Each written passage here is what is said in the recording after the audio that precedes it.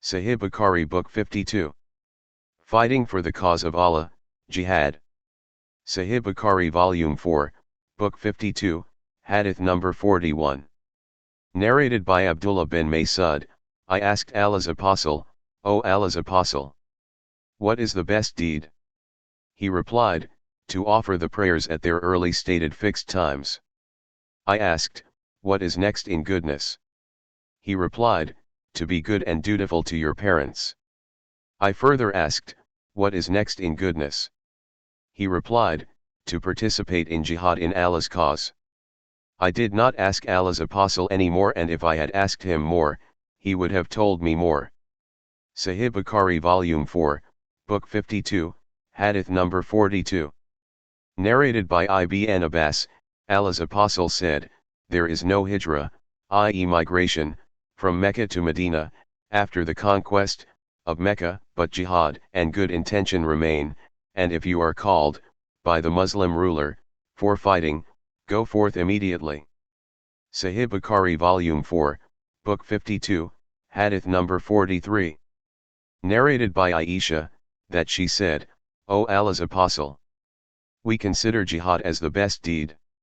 Should we not fight in Allah's cause? He said, the best jihad, for women, is Hajj Mabrur, i.e. Hajj which is done according to the Prophet's tradition and is accepted by Allah. Sahih Bukhari Volume 4, Book 52, Hadith number 44. Narrated by Abu Huraira, a man came to Allah's Apostle and said, instruct me as to such a deed as equals jihad, in reward. He replied, I do not find such a deed. Then he added, can you, while the Muslim fighter is in the battlefield, enter your mosque to perform prayers without cease and fast and never break your fast? The man said, but who can do that? Abu Huraira added, the mujahid, i.e. Muslim fighter, is rewarded even for the footsteps of his horse while it wanders about, for grazing, tied in a long rope. Sahih Bukhari Volume 4, Book 52, Hadith number 45.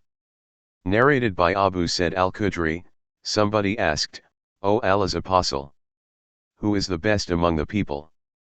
Allah's Apostle replied, a believer who strives his utmost in Allah's cause with his life and property. They asked, who is next? He replied, a believer who stays in one of the mountain paths worshipping Allah and leaving the people secure from his mischief. Sahih Bukhari Volume 4, Book 52, Hadith number 46.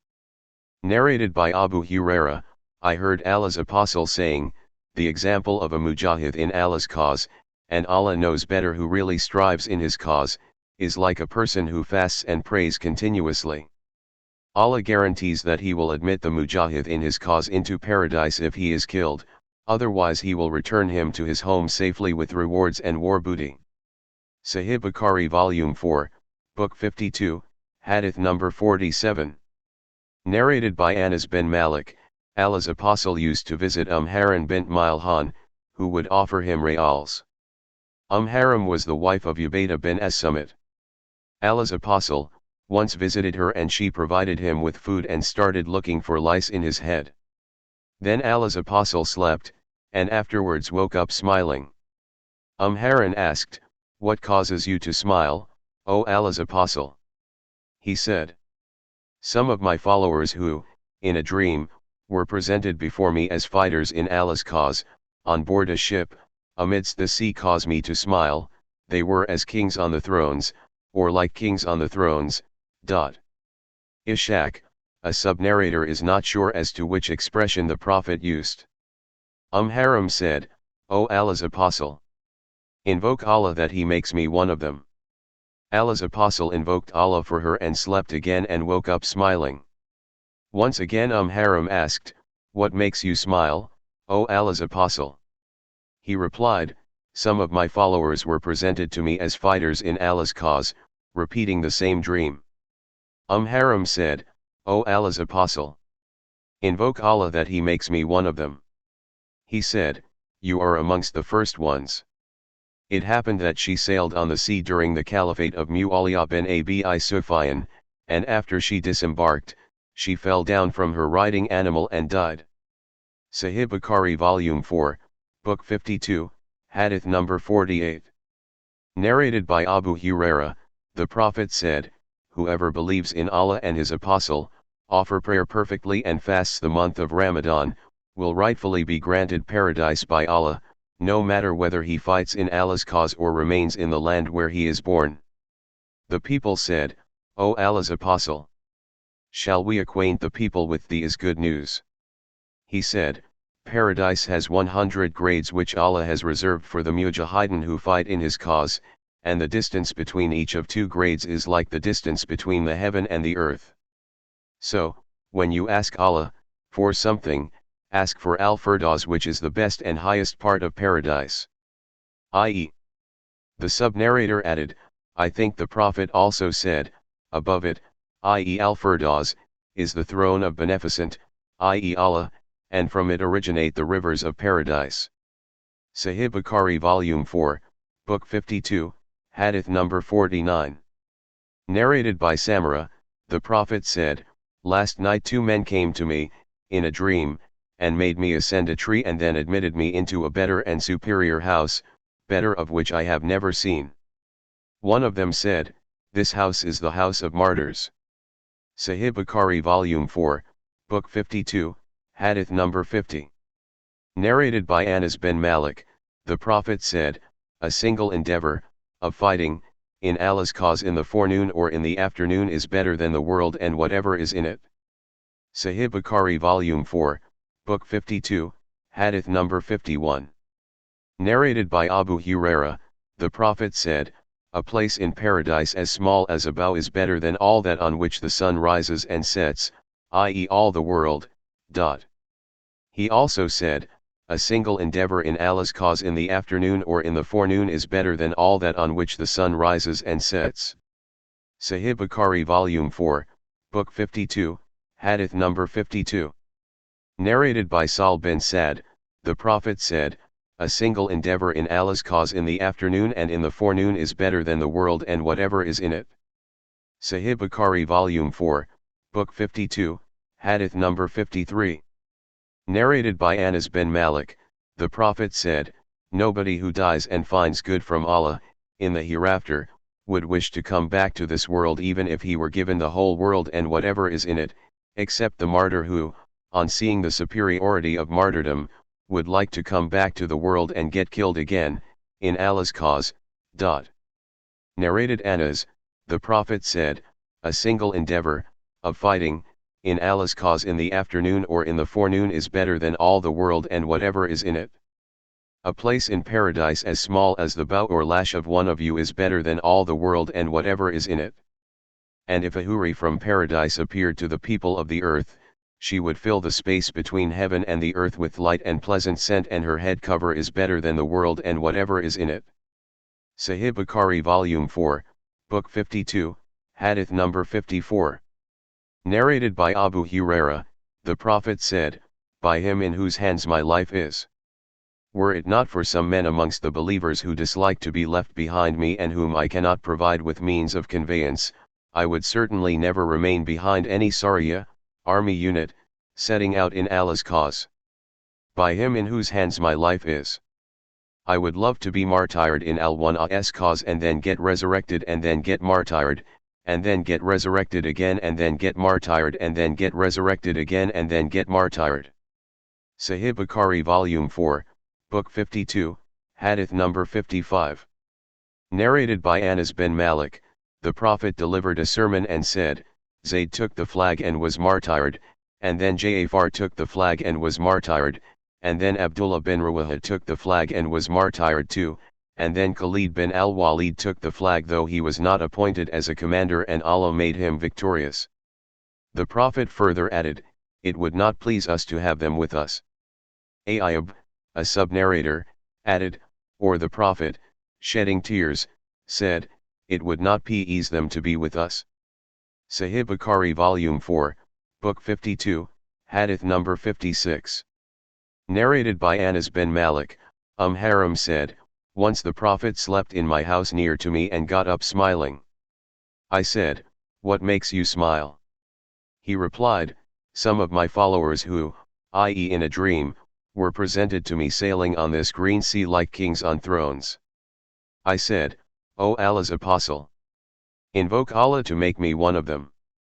So the Prophet invoked Allah for her and went to sleep again. He did the same, i.e. got up and told his dream, and Harun repeated her question and he gave the same reply. She said, invoke Allah to make me one of them. He said, you are among the first batch. Later on it happened that she went out in the company of her husband Ubaidah bin as-Samit who went for jihad, and it was the first time the Muslims undertook a naval expedition led by Muawiyah. When the expedition came to an end and they were returning to Sham, a riding animal was presented to her to ride, but the animal let her fall and thus she died. Sahih Bukhari Volume 4, Book 52, Hadith number 57. Narrated by Anas, the Prophet sent 70 men from the tribe of Bani Salim to the tribe of Bani Amir. When they reached there, my maternal uncle said to them, I will go ahead of you, and if they allow me to convey the message of Allah's apostle, it will be all right, otherwise you will remain close to me. So he went ahead of them and the pagans granted him security, but while he was reporting the message of the Prophet, they beckoned to one of their men who stabbed him to death. My maternal uncle said, Allah is greater. By the Lord of the Kaaba, I am successful. After that they attached the rest of the party and killed them all except a lame man who went up to the top of the mountain. Hammam, a sub-narrator said, I think another man was saved along with him. Gabriel informed the Prophet that they, i.e. the martyrs, met their Lord, and he was pleased with them and made them pleased. We used to recite, inform our people that we have met our Lord, he is pleased with us and he has made us pleased. Later on this Quranic verse was cancelled. The Prophet invoked Allah for 40 days to curse the murderers from the tribe of Ral, Dakwan, Bani Lian and Bamusia who disobeyed Allah and his apostle. Sahih Bukhari Volume 4, Book 52, Hadith number 58. Narrated by Jundab bin Sufyan, in one of the holy battles a finger of Allah's apostle got wounded and bled. He said, you are just a finger that bled, and what you got is in Allah's cause. Sahih Bukhari Volume 4, Book 52, Hadith number 59. Narrated by Abu Huraira, Allah's apostle said, by him in whose hands my soul is. Whoever is wounded in Allah's cause, and Allah knows well who gets wounded in his cause, will come on the day of resurrection with his wound having the color of blood but the scent of musk. Sahih Bukhari Volume 4, Book 52, Hadith number 60. Narrated by Abdullah bin Abbas, that Abu Sufyan told him that Heraclius said to him, I asked you about the outcome of your battles with him, i.e. the Prophet, and you told me that you fought each other with alternate success. So the apostles are tested in this way, but the ultimate victory is always theirs. Sahih Bukhari Volume 4, Book 52, Hadith number 61. Narrated by Anas, my uncle Anas bin an-Nadr was absent from the battle of Badr. He said, O Allah's apostle, I was absent from the first battle you fought against the pagans. By Allah, if Allah gives me a chance to fight the pagans, no doubt Allah will see how, bravely, I will fight. On the day of Uhud when the Muslims turned their backs and fled, he said, O Allah, I apologize to you for what these, i.e. his companions, have done, and I denounce what these, i.e. the pagans, have done. Then he advanced and Sa'd bin Mu'adh met him. He said, O Sa'd bin Mu'adh, by the Lord of an-Nadr, paradise, I am smelling its aroma coming from before, the mountain of Uhud. Later on Sa'd said, O Allah's apostle, I cannot achieve or do what he, i.e. Anas bin an-Nadr, did. We found more than 80 wounds by swords and arrows on his body. We found him dead and his body was mutilated so badly that none except his sister could recognize him by his fingers. We used to think that the following verse was revealed concerning him and other men of his sort. Among the believers are men who have been true to their covenant with Allah. 33.23. His sister Ar Rabi'ah broke a front tooth of a woman and Allah's apostle ordered for retaliation. On that Anas bin an-Nadr said, O Allah's apostle, By him who has sent you with the truth, my sister's tooth shall not be broken. Then the opponents of Anas's sister accepted the compensation and gave up the claim of retaliation. So Allah's apostle said, there are some people amongst Allah's slaves whose oaths are fulfilled by Allah when they take them. Sahih Bukhari Volume 4, Book 52, Hadith number 62. Narrated by Kharija bin Zayd, Zayd bin Thabit said, when the Quran was compiled from various written manuscripts, one of the verses of Surat al-Ahzab was missing, which I used to hear Allah's apostle reciting. I could not find it except with Huzaima bin Thabjat al-Ansari, whose witness Allah's apostle regarded as equal to the witness of two men. And the verse was, among the believers are men who have been true to what they covenanted with Allah. 33.23. Sahih Bukhari Volume 4, Book 52, Hadith number 63. Narrated by Al-Bara, a man whose face was covered with an iron mask, i.e. clad in armor, came to the Prophet and said, O Allah's apostle, shall I fight or embrace Islam first? The Prophet said, embrace Islam first and then fight. So he embraced Islam, and was martyred. Allah's apostle said, a little work, but a great reward. He did very little, after embracing Islam, but he will be rewarded in abundance. Sahih Bukhari Volume 4, Book 52, Hadith number 64. Narrated by Anas bin Malik, Rubai bint al-Bara, the mother of Hartha bin Suraka, came to the Prophet and said, O Allah's Prophet, will you tell me about Hartha? Hartha has been killed, i.e. martyred, on the day of Badr with an arrow thrown by an unidentified person. She added, if he is in paradise, I will be patient, otherwise, I will weep bitterly for him. He said, O mother of Hartha, there are gardens in paradise and your son got the Firdaus al-A'la, i.e. the best place in paradise. Sahih Bukhari Volume 4, Book 52, Hadith number 65. Narrated by Abu Musa, a man came to the Prophet and asked, a man fights for war booty, another fights for fame and a third fights for showing off, which of them fights in Allah's cause? The Prophet said, he who fights that Allah's word, i.e. Islam, should be superior, fights in Allah's cause. Sahih Bukhari Volume 4, Book 52, Hadith number 66. Narrated by Abu Abs, who is Abdur Rahman bin Jabir, Allah's apostle said, anyone whose both feet get covered with dust in Allah's cause will not be touched by the hell fire.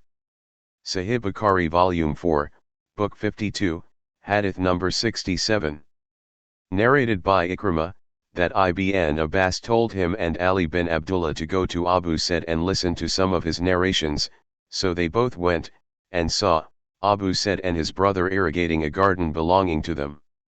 When he saw them, he came up to them and sat down with his legs drawn up and wrapped in his garment and said, during the construction of the mosque of the Prophet, we carried the adobe of the mosque, one brick at a time, while Amr used to carry two at a time. The Prophet passed by Amr and removed the dust off his head and said, may Allah be merciful to Amr. He will be killed by a rebellious aggressive group. Amr will invite them to obey Allah and they will invite him to the hell fire. Sahih Bukhari Volume 4, Book 52, Hadith number 68. Narrated by Aisha, when Allah's apostle returned on the day of the battle of Al-Khandak, i.e. trench, he put down his arms and took a bath. Then Gabriel, whose head was covered with dust, came to him saying, you have put down your arms. By Allah, I have not put down my arms yet. Allah's apostle said, where to go now? Gabriel said, this way, pointing towards the tribe of Bani Qurayza. So Allah's apostle went out towards them. Sahih Bukhari Volume 4, Book 52, Hadith number 69. Narrated by Anas bin Malik, for 30 days Allah's apostle invoked Allah to curse those who had killed the companions of Burmana. He invoked evil upon the tribes of Ral, Dakwan, and Yusya who disobeyed Allah and his apostle. There was reveled about those who were killed at Burmana, a Quranic verse we used to recite, but it was cancelled later on. The verse was, inform our people that we have met our Lord. He is pleased with us and he has made us pleased. Sahih Bukhari Volume 4, Book 52, Hadith number 70. Narrated by Jabir bin Abdullah, some people drank alcohol in the morning of the day, of the battle, of Uhud and were martyred, on the same day. Sufyan was asked, were they martyred, in the last part of the day? He replied, such information does not occur in the narration. Sahih Bukhari Volume 4, Book 52, Hadith number 71. Narrated by Jabir, my father's mutilated body was brought to the Prophet and was placed in front of him. I went to uncover his face but my companions forbade me. Then mourning cries of a lady were heard, and it was said that she was either the daughter or the sister of Amr. The Prophet said, why is she crying? Or said, do not cry, for the angels are still shading him with their wings. Al-Bukhari asks Sadka, a sub-narrator, does the narration include the expression, till he was lifted? The latter replied, Jabir may have said it. Sahih Bukhari Volume 4, Book 52, Hadith number 72. Narrated by Anas bin Malik, the Prophet said, nobody who enters paradise likes to go back to the world even if he got everything on the earth, except a mujahid who wishes to return to the world so that he may be martyred 10 times because of the dignity he receives, from Allah. Narrated Al-Mughira bin Shubi'a, our Prophet told us about the message of our Lord that whoever amongst us is killed will go to paradise. Umar asked the Prophet, is it not true that our men who are killed will go to paradise and theirs, i.e. those of the pagans, will go to the hell, fire? The Prophet said, yes. Sahih Bukhari Volume 4, Book 52, Hadith number 73. Narrated by Abdullah bin Abi Awfa, Allah's Apostle said, know that paradise is under the shades of swords. Sahih Bukhari Volume 4, Book 52, Hadith number 74a. Narrated by Abu Huraira, Allah's Apostle said, once Solomon, son of David said, by Allah, tonight I will have sexual intercourse with 100, or 99, women each of whom will give birth to a knight who will fight in Allah's cause. On that day, i.e. if Allah wills, but he did not say, Allah willing. Therefore only one of those women conceived and gave birth to a half-man. By him in whose hands Muhammad's life is, if he had said, Allah willing, he would have begotten sons, all of whom would have been knights striving in Allah's cause. Sahih Bukhari Volume 4, Book 52, Hadith number 74b. Narrated by Anas, the Prophet was the best, the bravest, and the most generous of all the people. Once when the people of Medina got frightened, the Prophet rode a horse and went ahead of them and said, we found this horse very fast. Sahih Bukhari Volume 4, Book 52, Hadith number 75. Narrated by Muhammad bin Jubair, Jubair bin Mut'im told me that while he was in the company of Allah's Apostle with the people returning from Hunan, some people, Bedouins, caught hold of the Prophet and started begging of him so much so that he had to stand under a kind of thorny tree, i.e. samara, and his cloak was snatched away. The Prophet stopped and said, give me my cloak. If I had as many camels as these thorny trees, I would have distributed them amongst you and you will not find me a miser or a liar or a coward. Sahih Bukhari Volume 4, Book 52, Hadith number 76. Narrated by Amr bin Ma'iman al-Audi, Sa'd used to teach his sons the following words as a teacher teaches his students the skill of writing and used to say that Allah's Apostle used to seek refuge with Allah from them, i.e. the evils, at the end of every prayer. The words are, O Allah, I seek refuge with you from cowardice, and seek refuge with you from being brought back to a bad stage of old life and seek refuge with you from the afflictions of the world, and seek refuge with you from the punishments in the grave. Sahih Bukhari Volume 4, Book 52, Hadith number 77. Narrated by Anas bin Malik, the Prophet used to say, O Allah, I seek refuge with you from helplessness, laziness, cowardice and feeble old age, I seek refuge with you from afflictions of life and death and seek refuge with you from the punishment in the grave. Sahih Bukhari Volume 4, Book 52, Hadith number 78. Narrated by As-Sa'ib bin Yazid, I was in the company of Talha bin Ubaydullah, Sa'd, Al-Miqdad bin al-Aswad and Abdurrahman bin Auf, and I heard none of them narrating anything from Allah's apostle, but Talha was talking about the day of the battle of Uhud. Sahih Bukhari Volume 4, Book 52, Hadith number 79. Narrated by Ibn Abbas, on the day of the conquest of Mecca, the Prophet said, "There is no emigration after the conquest but jihad and intentions. When you are called, by the Muslim ruler, for fighting, go forth immediately." See Hadith number 42.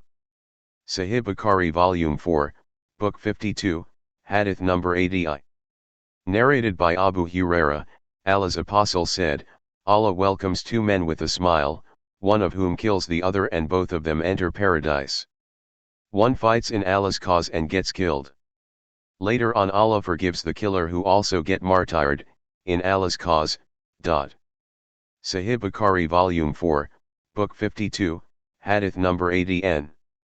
Narrated by Abu Huraira, I went to Allah's apostle while he was at Khaybar after it had fallen in the Muslims' hands. I said, O Allah's apostle, give me a share, from the land of Khaybar. One of the sons of Sa'id bin Alais said, O Allah's apostle, do not give him a share. I said, this is the murderer of Ibn Khakal. The son of Said bin Alais said, strange. A wabr, i.e. guinea pig, who has come down to us from the mountain of Kaduim, i.e. grazing place of sheep, blames me for killing a Muslim who was given superiority by Allah because of me, and Allah did not disgrace me at his hands, i.e. was not killed as an infidel. The sub-narrator said, I do not know whether the Prophet gave him a share or not. Sahih Bukhari Volume 4, Book 52, Hadith number 81. Narrated by Anas bin Malik, in the lifetime of the Prophet, Abu Talha did not fast because of the jihad, but after the Prophet died I never saw him without fasting except on Eid al-Fitr and Eid al-Adha. Sahih Bukhari Volume 4, Book 52, Hadith number 82.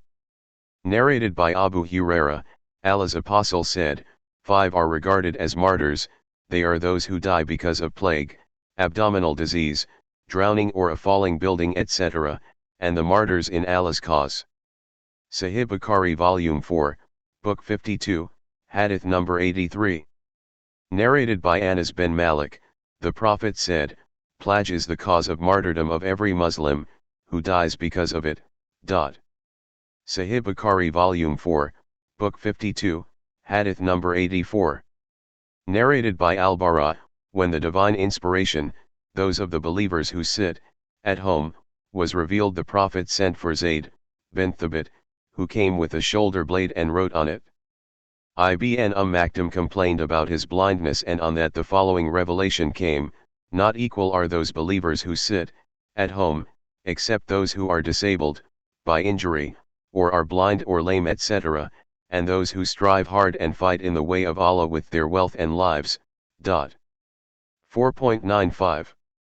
Sahih Bukhari Volume 4, Book 52, Hadith number 85.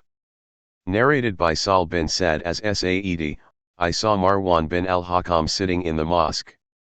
So I came forward and sat by his side. He told us that Zayd bin Thabit had told him that Allah's apostle had dictated to him the divine verse. Not equal are those believers who sit at home, and those who strive hard and fight in the cause of Allah with their wealth and lives. 4.95. Zayd said, Ibn Maktum came to the Prophet while he was dictating to me that very verse. On that Ibn Maktum said, O Allah's apostle, if I had power, I would surely take part in jihad. He was a blind man. So Allah sent down revelation to his apostle while his thigh was on mine, and it became so heavy for me that I feared that my thigh would be broken. Then that state of the Prophet was over after Allah revealed, except those who are disabled by injury or are blind or lame etc. 4.95. Sahih Bukhari Volume 4, Book 52, Hadith number 86. Narrated by Salim Abu an-Nadr, Abdullah bin Abi Awfa wrote, and I read what he wrote, that Allah's apostle said, when you face them, i.e. your enemy, then be patient. Sahih Bukhari Volume 4, Book 52, Hadith number 87. Narrated by Anas, Allah's apostle went towards the Kandak, i.e. trench, and saw the emigrants and the Ангир digging in a very cold morning, as they did not have slaves to do that for them. When he noticed their fatigue and hunger, he said, O Allah! The real life is that of the hereafter, so please, forgive the Ангир and the emigrants. In its reply, the emigrants and the Ангир said, we are those who have given a pledge of allegiance to Muhammad that we will carry on jihad as long as we live. Sahih Bukhari Volume 4, Book 52, Hadith number 88.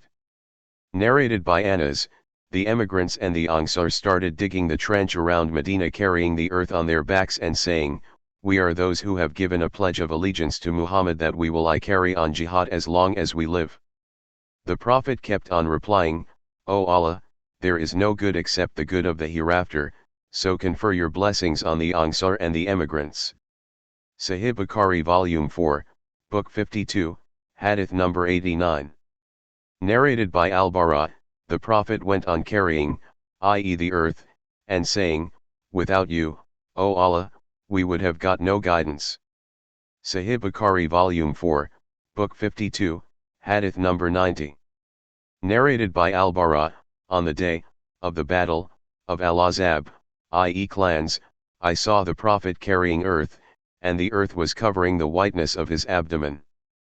And he was saying, without you, O Allah, we would have got no guidance, nor given in charity, nor prayed. So please bless us with tranquility and make firm our feet when we meet our enemies. Indeed, these people have rebelled against, oppressed us, but never shall we yield if they try to bring affliction upon us.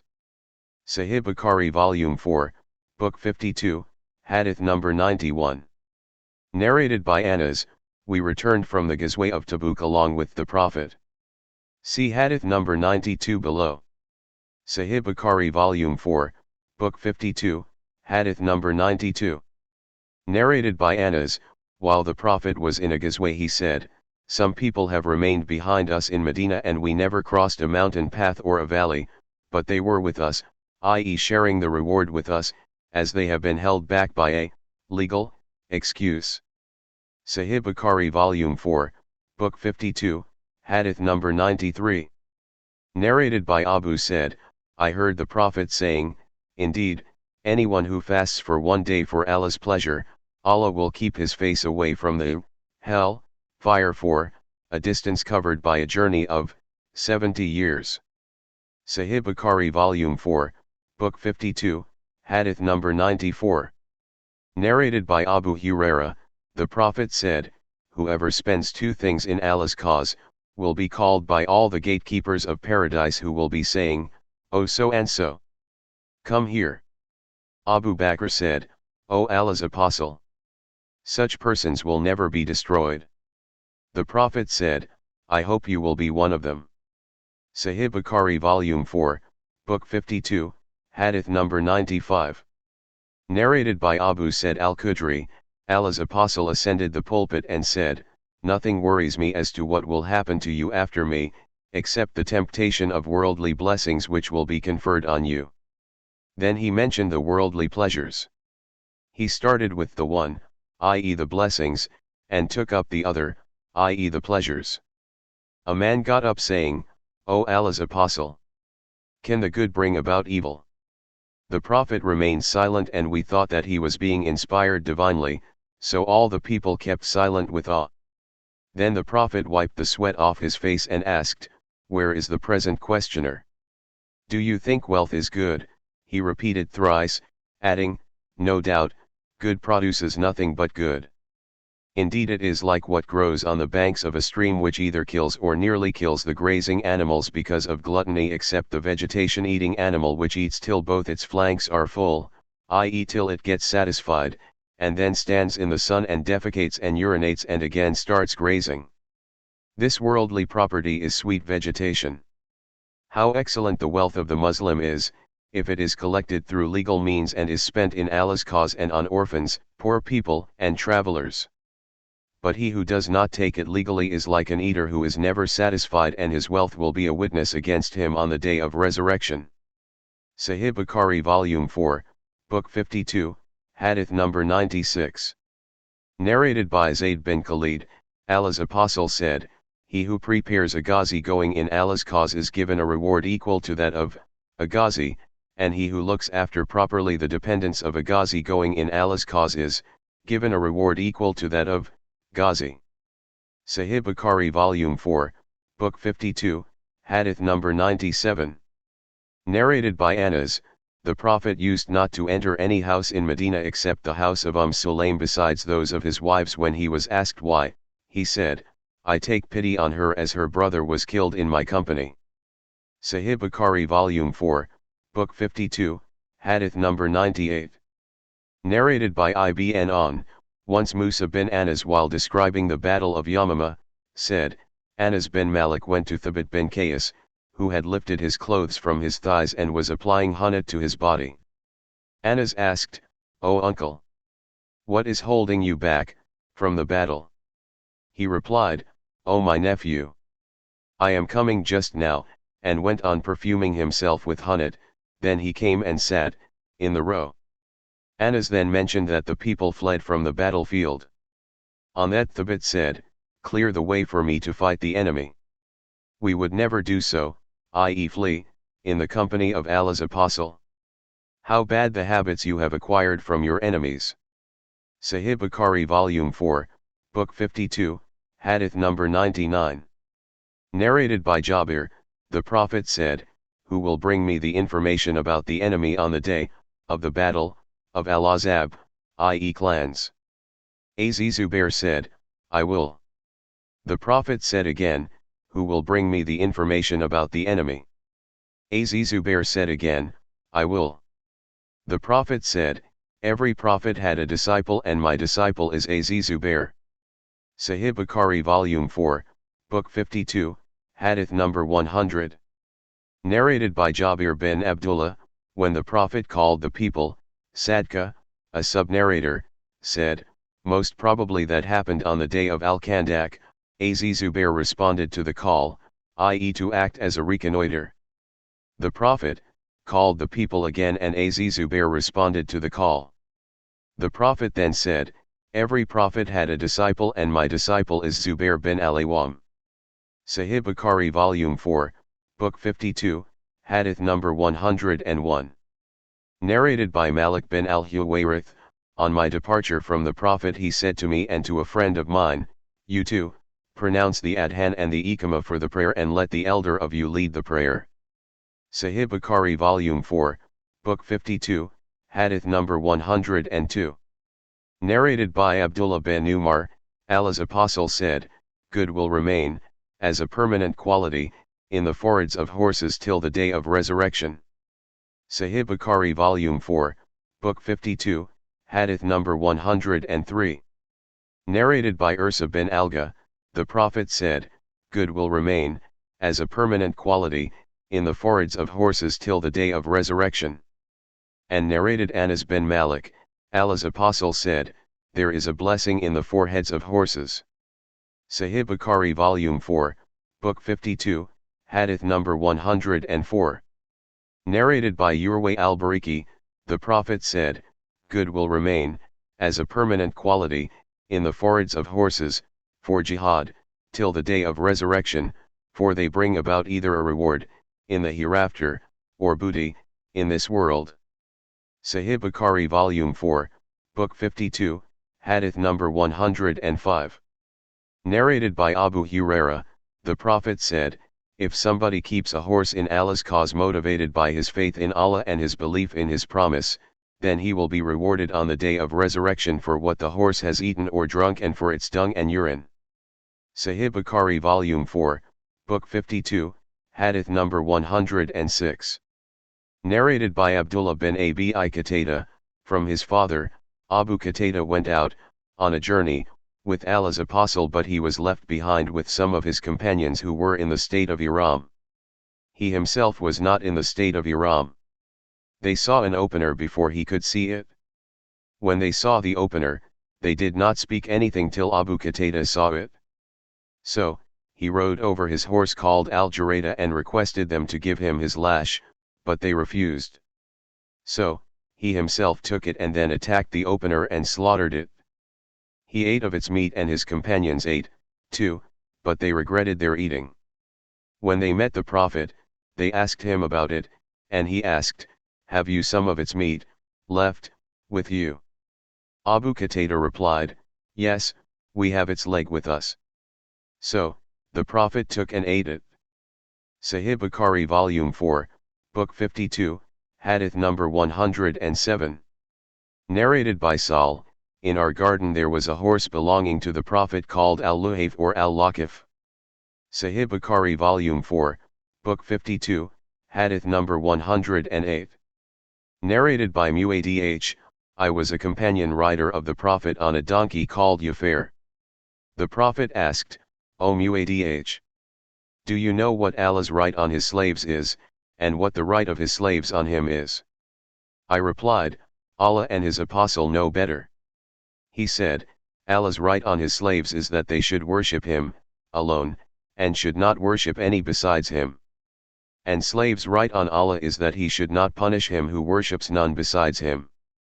I said, "O Allah's apostle, should I not inform the people of this good news?" He said, "Do not inform them of it, lest they should depend on it, absolutely." Sahih Bukhari Volume 4, Book 52, Hadith number 109.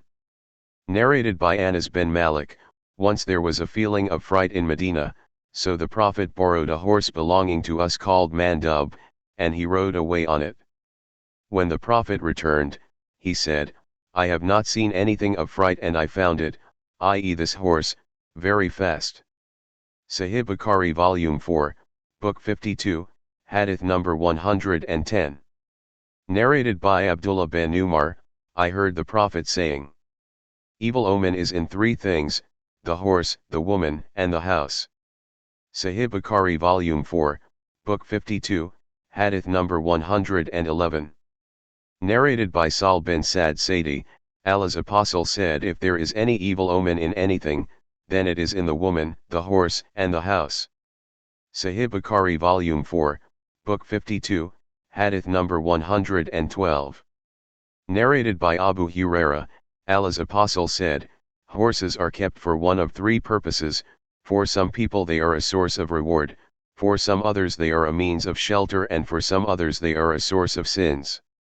The one for whom they are a source of reward, is he who keeps a horse for Allah's cause, i.e. jihad, tying it with a long tether on a meadow or in a garden, with the result that whatever it eats from the area of the meadow or the garden where it is tied will be counted as good deeds for his benefit, and if it should break its rope and jump over one or two hillocks, then all its dung and its footmarks will be written as good deeds for him, and if it passes by a river and drinks water from it, even though he had no intention of watering it, even then he will get the reward for its drinking. As for the man for whom horses are a source of sins, he is the one who keeps a horse for the sake of pride and pretense and showing enmity for Muslims. Such a horse will be a source of sins for him." When Allah's apostle was asked about donkeys, he replied, "Nothing has been revealed to me about them except this unique, comprehensive verse: then anyone who does an atom's, or a small ant's, weight of good shall see it, and anyone who does an atom's, or a small ant's, weight of evil, shall see it." 101.7-8. Sahih Bukhari Volume 4, Book 52, Hadith number 113. Narrated by Muslim, from Abu Akil from Abu al-Mutawakkil an-Naji, I called on Jabir bin Abdullah al-Ansari and said to him, "Relate to me what you have heard from Allah's apostle." He said, "I accompanied him on one of the journeys." Abu Akil said, "I do not know whether that journey was for the purpose of jihad or umrah." When we were returning, Jabir continued, "The Prophet said, whoever wants to return earlier to his family, should hurry up."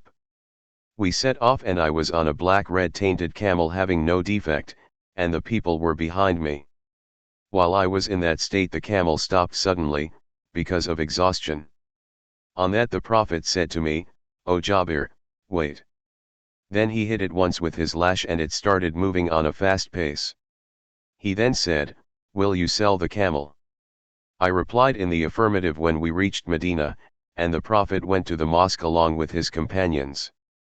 I, too, went to him after tying the camel on the pavement at the mosque gate. Then I said to him, this is your camel. He came out and started examining the camel and saying, the camel is ours. Then the Prophet sent some awake, i.e. an amount, of gold saying, give it to Jabir. Then he asked, have you taken the full price of the camel? I replied in the affirmative. He said, both the price and the camel are for you. Sahih Bukhari Volume 4, Book 52, Hadith number 114. Narrated by Anas bin Malik, there was a feeling of fright in Medina, so the Prophet borrowed a horse called Mandub belonging to Abu Talha and mounted it. On his return, he said, I did not see anything of fright and I found this horse very fast. Sahih Bukhari Volume 4, Book 52, Hadith number 115. Narrated by Ibn Umar, Allah's Apostle fixed 2 shares for the horse and 1 share for its rider, from the war booty. Sahih Bukhari Volume 4, Book 52, Hadith number 116. Narrated by Abu Ishaq, somebody asked Al-Bara bin Azib, did you flee deserting Allah's Apostle during the Battle of Hunayn? Al-Bara replied, but Allah's Apostle did not flee. The people of the tribe of Hawazin were good archers. When we met them, we attacked them, and they fled. When the Muslims started collecting the war booty, the pagans faced us with arrows, but Allah's Apostle did not flee. No doubt, I saw him on his white mule and Abu Sufyan was holding its reins and the Prophet was saying, I am the Prophet in truth, I am the son of Abdul Muttalib. Sahih Bukhari Volume 4, Book 52, Hadith number 117. Narrated by Ibn Umar, when the Prophet put his feet in the stirrup and the she-camel got up carrying him he would start reciting Talbiyah at the mosque of Dhul Hulayfa. Sahih Bukhari Volume 4, Book 52, Hadith number 118. Narrated by Anas, the Prophet met them, i.e. the people, while he was riding an unsaddled horse with his sword slung over his shoulder. Sahih Bukhari Volume 4, Book 52, Hadith number 119. Narrated by Anas bin Malik, once the people of Medina were frightened, so the Prophet rode a horse belonging to Abu Talha and it ran slowly, or was of narrow paces. When he returned, he said, I found your, i.e. Abu Talha's, horse very fast. After that the horse could not be surpassed in running. Sahih Bukhari Volume 4, Book 52, Hadith number 120. Narrated by Abdullah bin Umar, the Prophet arranged for a horse race amongst the horses that had been made lean to take place between Al-Hayfiyah and Thaniyat al-Wada, i.e. names of 2 places, and the horses which had not been mad, lean from Adh Thaniyat to the mosque of Bani Zurayk. I was also amongst those who took part in that horse race. Sufyan, a sub-narrator, said, the distance between Al-Hayfiyah and Thaniyat al-Wada is 5 or 6 miles, and between Thaniyat and the mosque of Bani Zurayk is 1 mile. Sahih Bukhari Volume 4, Book 52, Hadith number 121. Narrated by Abdullah, the Prophet arranged for a horse race of the horses which had not been made lean. The area of the race was from Adh Thaniyat to the mosque of Bani Zurayk. The sub-narrator said, Abdullah bin Umar was amongst those who participated in that horse race. Sahih Bukhari Volume 4, Book 52, Hadith number 122. Narrated by Abu Ishaq from Musa bin Uqba from Mafia from Ibn Umar, who said, Allah's Apostle arranged a horse race amongst the horses that had been made lean, letting them start from Al-Hayfiyah and their limit, distance of running, was up to Thaniyat al-Wada. I asked Musa, what was the distance between the 2 places? Musa replied, 6 or 7 miles. He arranged a race of the horses which had not been made lean sending them from Thaniyat al-Wada, and their limit was up to the mosque of Bani Zurayk. I asked, what was the distance? Between those two places. He replied, 1 mile or so. Ibn Umar was amongst those who participated in that horse race. Sahih Bukhari Volume 4, Book 52, Hadith number 123. Narrated by Anas, the she-camel of the Prophet was called Al-Adba. Sahih Bukhari Volume 4, Book 52, Hadith number 124. Narrated by Anas, the Prophet had a she-camel called Al-Adba which could not be excelled in a race. Humayd, a sub-narrator said, or could hardly be excelled. Once a Bedouin came riding a camel below 6 years of age which surpasses it, i.e. Al-Adba, in the race. The Muslims felt it so much that the Prophet noticed their distress. He then said, "It is Allah's law that He brings down whatever rises high in the world." Sahih Bukhari Volume 4, Book 52, Hadith number 125. Narrated by Amr bin al-Harith, the Prophet did not leave anything behind him after his death except a white mule, his arms, and a piece of land which he left to be given in charity. Sahih Bukhari Volume 4, Book 52, Hadith number 126. Narrated by Al-Bara, that a man asked him, "O Abu Amara, did you flee on the day of the battle of Hunayn?" He replied, "No, by Allah, the Prophet did not flee, but the hasty people fled, and the people of the tribe of Hawazin attacked them with arrows, while the Prophet was riding his white mule and Abu Sufyan bin al-Harith was holding its reins, and the Prophet was saying, 'I am the Prophet in truth, I am the son of Abdul Muttalib.'" Sahih Bukhari Volume 4, Book 52, Hadith number 127. Narrated by Aisha, the mother of the faithful believers, "I requested the Prophet permit me to participate in Jihad, but he said, 'Your Jihad is the performance of Hajj.'" Sahih Bukhari Volume 4, Book 52, Hadith number 128. Narrated by Aisha, the mother of the faithful believers, the Prophet was asked by his wives about the Jihad and he replied, "The best Jihad, for you, is the performance of Hajj."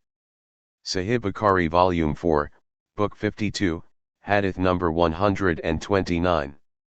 Narrated by Anas, Allah's apostle went to the daughter of Milhan and reclined there, and slept, and then woke up, smiling. She asked, "O Allah's apostle, what makes you smile?" He replied, "I dreamt that some people amongst my followers were sailing on the green sea in Allah's cause, resembling kings on thrones." She said, "O Allah's apostle, invoke Allah to make me one of them." He said, "O Allah, let her be one of them." Then he slept again and woke up and smiled.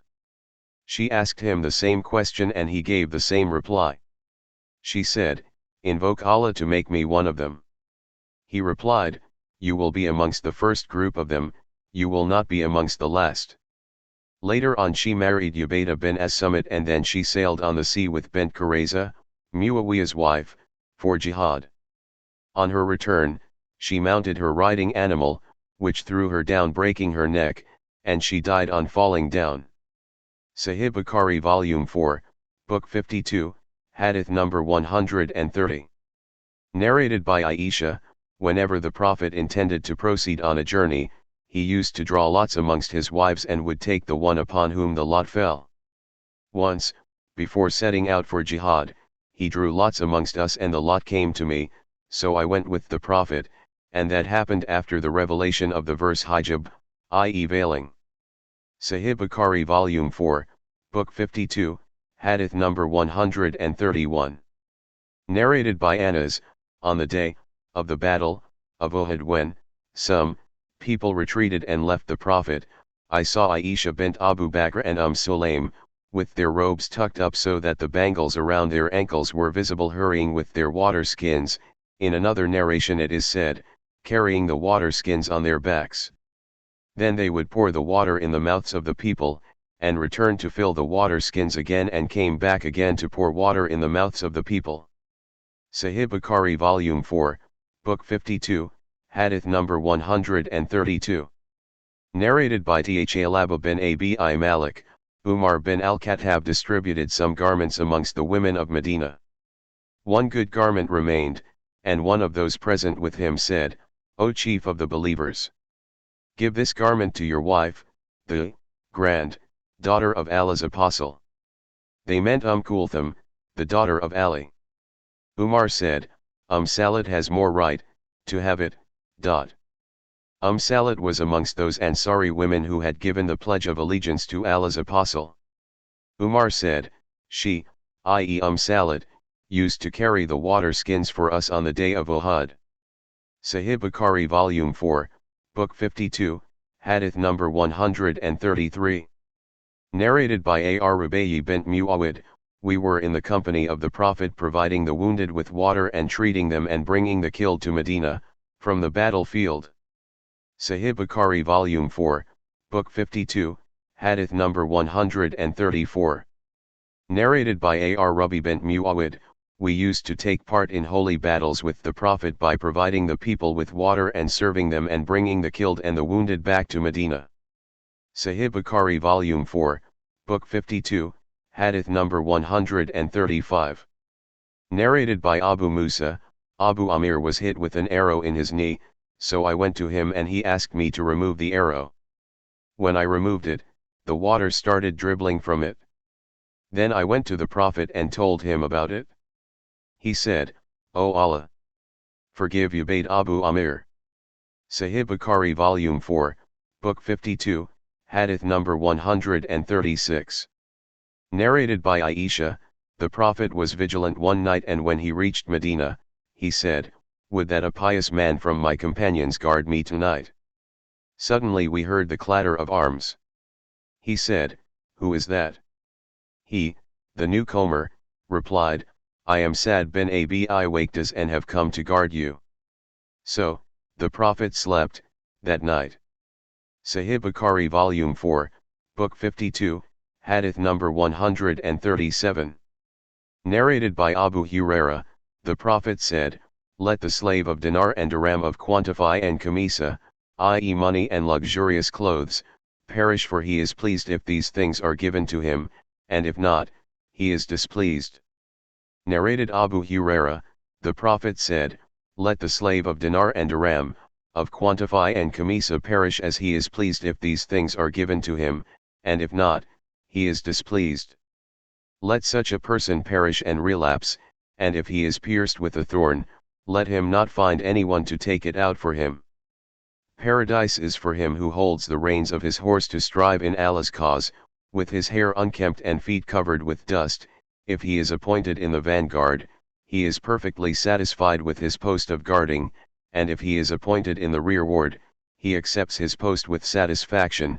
He is so simple and unambiguous that, if he asks for permission he is not permitted, and if he intercedes, his intercession is not accepted. Sahih Bukhari Volume 4, Book 52, Hadith number 138. Narrated by Anas, I was in the company of Jabir bin Abdullah on a journey and he used to serve me though he was older than I. Jarir said, I saw the Ansar doing a thing, i.e. showing great reverence to the Prophet, for which I have vowed that whenever I meet any of them, I will serve him. Sahih Bukhari Volume 4, Book 52, Hadith number 139. Narrated by Anas bin Malik, I went along with the Prophet to Khaybar so as to serve him. Later on, when the Prophet returned he, on seeing the Uhud mountain, said, This is a mountain that loves us and is loved by us. Then he pointed to Medina with his hand saying, O Allah! I make the area which is in between Medina's two mountains a sanctuary, as Abraham made Mecca a sanctuary. O Allah! Bless us in our sa and mud, i.e. units of measuring. Sahih Bukhari Volume 4, Book 52, Hadith number 140. Narrated by Anas, we were with the Prophet, on a journey, and the only shade one could have was the shade made by one's own garment. Those who fasted did not do any work and those who did not fast served the camels and brought the water on them and treated the sick and wounded. So, the Prophet said, Today, those who were not fasting took, all, the reward. Sahih Bukhari Volume 4, Book 52, Hadith number 141. Narrated by Abu Huraira, the Prophet said, "Charity is obligatory every day on every joint of a human being.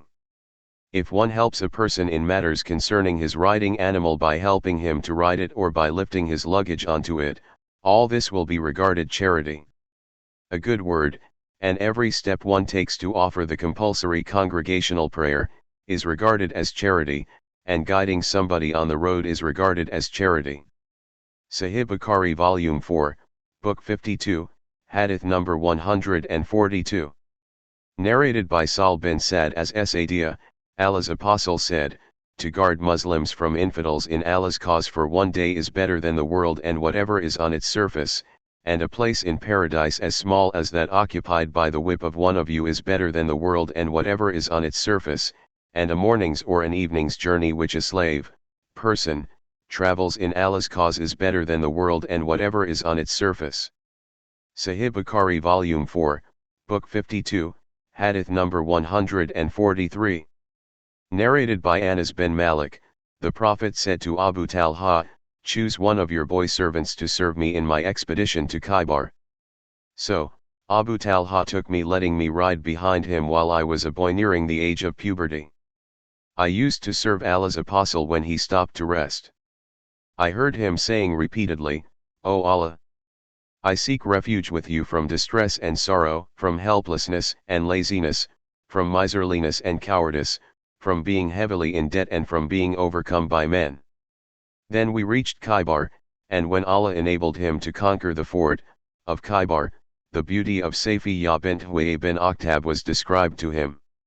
Her husband had been killed while she was a bride. So Allah's Apostle selected her for himself and took her along with him till we reached a place called Sadasaba, where her menses were over, and he took her for his wife. Haris, a kind of dish, was served on a small leather sheet. Then Allah's Apostle told me to call those who were around me. So, that was the marriage banquet of Allah's Apostle and Safiyyah. Then we left for Medina. I saw Allah's Apostle folding a cloak round the hump of the camel so as to make a wide space for Safiyyah to sit on. Behind him, he sat beside his camel, letting his knees for Safiyyah to put her feet on so as to mount the camel. Then, we proceeded till we approached Medina. He looked at Uhud mountain, and said, "This is a mountain which loves us and is loved by us." Then he looked at Medina and said, "O Allah! I make the area between its, i.e. Medina's, two mountains a sanctuary as Abraham made Mecca a sanctuary. O Allah! Bless them, i.e. the people of Medina, in their mud and sa, i.e. measures, dot." Sahih Bukhari Volume 4, Book 52, Hadith number 144. Narrated by Anas bin Malik, Haram told me that the Prophet one day took a midday nap in her house. Then he woke up smiling. Haram asked, "O Allah's Apostle, what makes you smile?" He replied, "I was astonished to see, in my dream, some people amongst my followers on a sea voyage looking like kings on the thrones." She said, "O Allah's Apostle, invoke Allah to make me one of them." He replied, "You are amongst them." He slept again and then woke up smiling and said the same as before twice or thrice. And she said, "O Allah's Apostle, invoke Allah to make me one of them." And he said, "You are amongst the first batch." Ubaidah bin as-Samit married her, i.e. Haram, and then he took her for jihad. When she returned, an animal was presented to her to ride, but she fell down and her neck was broken. Sahih Bukhari Volume 4, Book 52, Hadith number 145. Narrated by Musab bin Sa'd, once Sa'd bin Abi Waqas thought that he was superior to those who were below him in rank. On that the Prophet said, "You gain no victory or livelihood except through the blessings and invocations of the poor amongst you." Sahih Bukhari Volume 4, Book 52, Hadith number 146. Narrated by Abu Sa'id al-Khudri, the Prophet said, "A time will come when groups of people will go for jihad and it will be asked, 'Is there anyone amongst you who has enjoyed the company of the Prophet?' The answer will be, 'Yes.' Then they will be given victory, by Allah, because of him. Then a time will come when it will be asked, is there anyone amongst you who has enjoyed the company of the companions of the Prophet? It will be said, yes, and they will be given victory, by Allah. Then a time will come when it will be said, is there anyone amongst you who has enjoyed the company of the companions of the Prophet? It will be said, yes, and they will be given victory, by Allah. Sahih Bukhari Volume 4, Book 52, Hadith number 147. Narrated by Sahl bin Sa'd as Sa'd, Allah's apostle and the pagans faced each other and started fighting. When Allah's apostle returned to his camp and when the pagans returned to their camp, somebody talked about a man amongst the companions of Allah's apostle who would follow and kill with his sword any pagan going alone. He said, nobody did his job, i.e. fighting, so properly today as that man. Allah's apostle said, indeed, he is amongst the people of the hell fire. A man amongst the people said, I shall accompany him, to watch what he does. Thus he accompanied him, and wherever he stood, he would stand with him, and wherever he ran, he would run with him. Then the brave man got wounded seriously and he decided to bring about his death quickly. He planted the blade of the sword in the ground, directing its sharp end towards his chest between his two breasts. Then he leaned on the sword and killed himself. The other man came to Allah's apostle and said, I testify that you are Allah's apostle. The Prophet asked, what has happened? He replied, it is about the man whom you had described as one of the people of the hell fire. The people were greatly surprised at what you said, and I said, I will find out his reality for you. So, I came out seeking him. He got severely wounded, and hastened to die by slanting the blade of his sword in the ground, directing its sharp end towards his chest between his two breasts. Then he eased on his sword and killed himself. When Allah's apostle said, a man may seem to the people as if he were practicing the deeds of the people of paradise while in fact he is from the people of the hell fire. Another may seem to the people as if he were practicing the deeds of the people of hell fire, while in fact he is from the people of paradise. Sahih Bukhari Volume 4, Book 52, Hadith number 148. Narrated by Salama bin Al-Aqwa, the Prophet passed by some people of the tribe of Bani Aslam who were practicing archery. The Prophet said, O Bani Ismail, practice archery as your father Ismail was a great archer. Keep on throwing arrows and I am with Bani so and so. So one of the parties ceased throwing. Allah's apostle said, why do you not throw? They replied, how should we throw while you are with them, i.e. on their side? On that the Prophet said, throw, and I am with all of you. Sahih Bukhari Volume 4, Book 52, Hadith number 149. Narrated by Abu Usaid, on the day of the battle of Badr, when we stood in rows against the army of Quraysh and they stood in rows against us, the Prophet said, when they do come near you, throw arrows at them.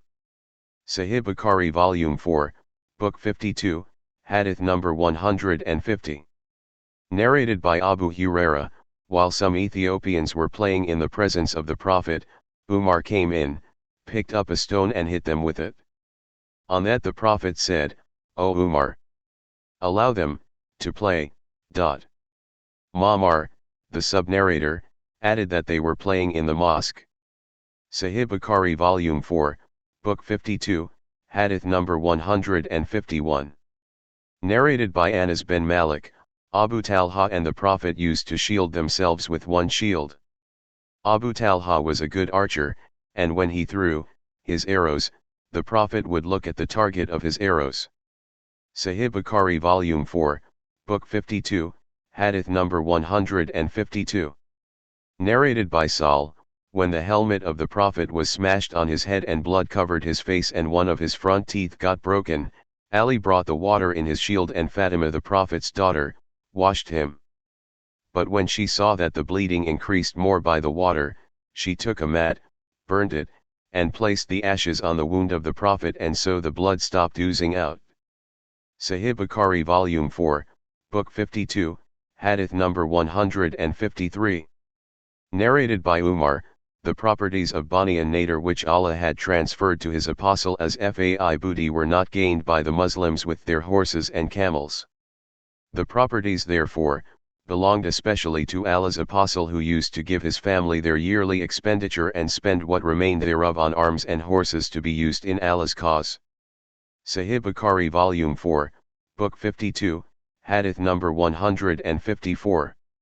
Narrated by Ali, I never saw the Prophet saying, "Let my parents sacrifice their lives for you," to any man after said. I heard him saying, to him, "Throw the arrows. Let my parents sacrifice their lives for you." Sahih Bukhari Volume 4, Book 52, Hadith number 155. Narrated by Aisha, Allah's apostle came to my house while two girls were singing beside me the songs of Buladin a story about the war between the two tribes of the Ангիր, i.e. Hazraj and Aus, before Islam. The Prophet reclined on the bed and turned his face to the other side. Abu Bakr came and scolded me and said protestingly, "Instrument of Satan in the presence of Allah's apostle." Allah's apostle turned his face towards him and said, "Leave them." When Abu Bakr became inattentive, I waved the two girls to go away and they left. It was the day of Eid when Negroes used to play with leather shields and spears. Either I requested Allah's apostle or he himself asked me whether I would like to see the display. I replied in the affirmative. Then he let me stand behind him and my cheek was touching his cheek and he was saying, "Carry on, O Bani Arfada, i.e. Negroes." When I got tired, he asked me if that was enough. I replied in the affirmative and he told me to leave. Sahih Bukhari Volume 4, Book 52, Hadith number 156. Narrated by Anas, the Prophet was the best and the bravest amongst the people. Once the people of Medina got terrified at night, so they went in the direction of the noise, that terrified them. The Prophet met them, on his way back, after he had found out the truth.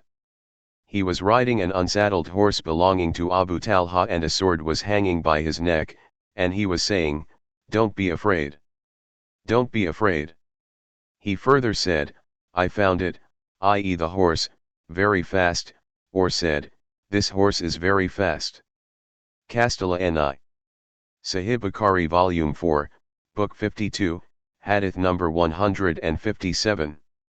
Narrated by Abu Umama, some people conquered many countries and their swords were decorated neither with gold nor silver, but they were decorated with leather, lead and iron. Sahih Bukhari Volume 4, Book 52, Hadith number 158. Narrated by Jabir bin Abdullah, that he proceeded in the company of Allah's apostle towards Najd to participate in a ghazwa, holy battle. When Allah's apostle returned, he too returned with him. Midday came upon them while they were in a valley having many thorny trees. Allah's apostle and the people dismounted and dispersed to rest in the shade of the trees. Allah's apostle rested under a tree and hung his sword on it. We all took a nap and suddenly we heard Allah's apostle calling us. We woke up, to see a Bedouin with him. The Prophet said, "This Bedouin took out my sword while I was sleeping and when I woke up, I found the unsheathed sword in his hand and he challenged me saying, 'Who will save you from me?' I said thrice, 'Allah.'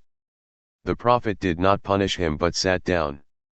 Sahih Bukhari Volume 4, Book 52, Hadith number 159.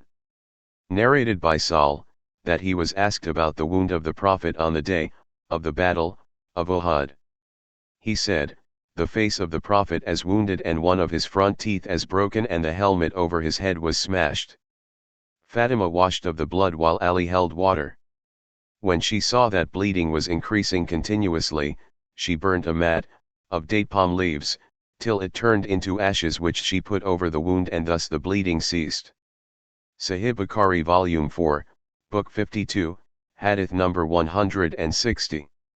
Narrated by Amr bin al-Harith, the Prophet did not leave behind him after his death, anything except his arms, his white mule, and a piece of land at Khaybar which he left to be given in charity.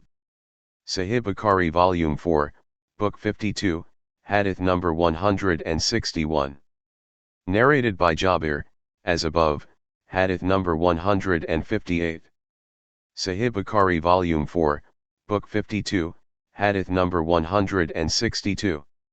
Narrated by Jabir bin Abdullah, that he participated in a ghazwa, holy battle, in the company of Allah's apostle. Midday came upon them while they were in a valley having many thorny trees. The people dispersed to rest in the shade of the trees. The Prophet rested under a tree, hung his sword on it, and then slept. Then he woke up to find near to him a man whose presence he had not noticed before. The Prophet said, "This man took my sword out of its scabbard, and said, 'Who will save you from me?' I replied, 'Allah.' So he put the sword back into its scabbard, and you see him sitting here." Anyhow, the Prophet did not punish him. See Hadith number 158. Sahih Bukhari Volume 4, Book 52, Hadith number 163. Narrated by Abu Qatada, that he was in the company of Allah's apostle, and when they had covered a portion of the road to Mecca, he and some of the companions lagged behind. The latter were in a state of ihram, while he was not. He saw an onager and rode his horse and requested his companions to give him his lash, but they refused. Then he asked them to give him his spear, but they refused, so he took it himself, attacked the onager, and killed it. Some of the companions of the Prophet ate of it while some others refused to eat. When they caught up with Allah's apostle, they asked him about that, and he said, "That was a meal Allah fed you with."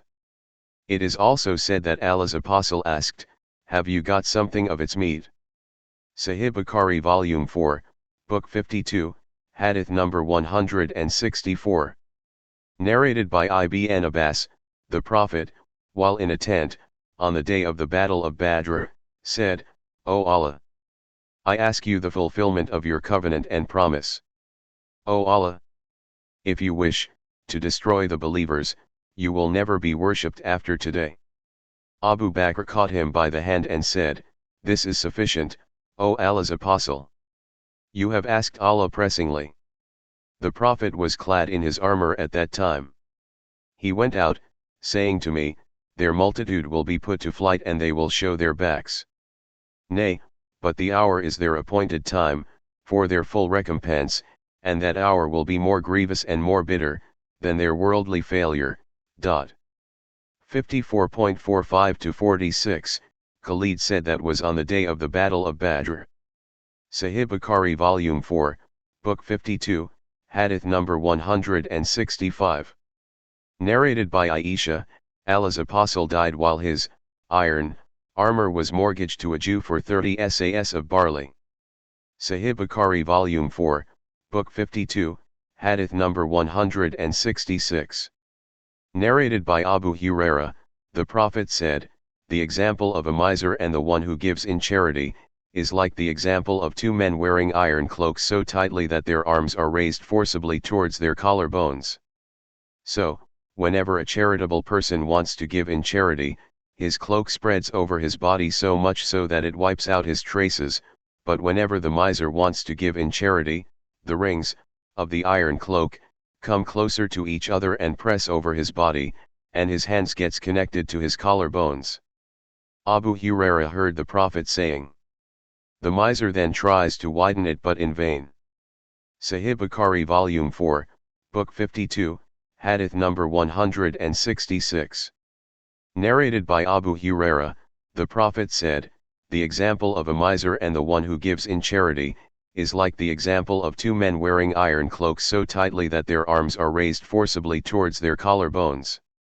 So, whenever a charitable person wants to give in charity, his cloak spreads over his body so much so that it wipes out his traces, but whenever the miser wants to give in charity, the rings of the iron cloak come closer to each other and press over his body, and his hands gets connected to his collar bones.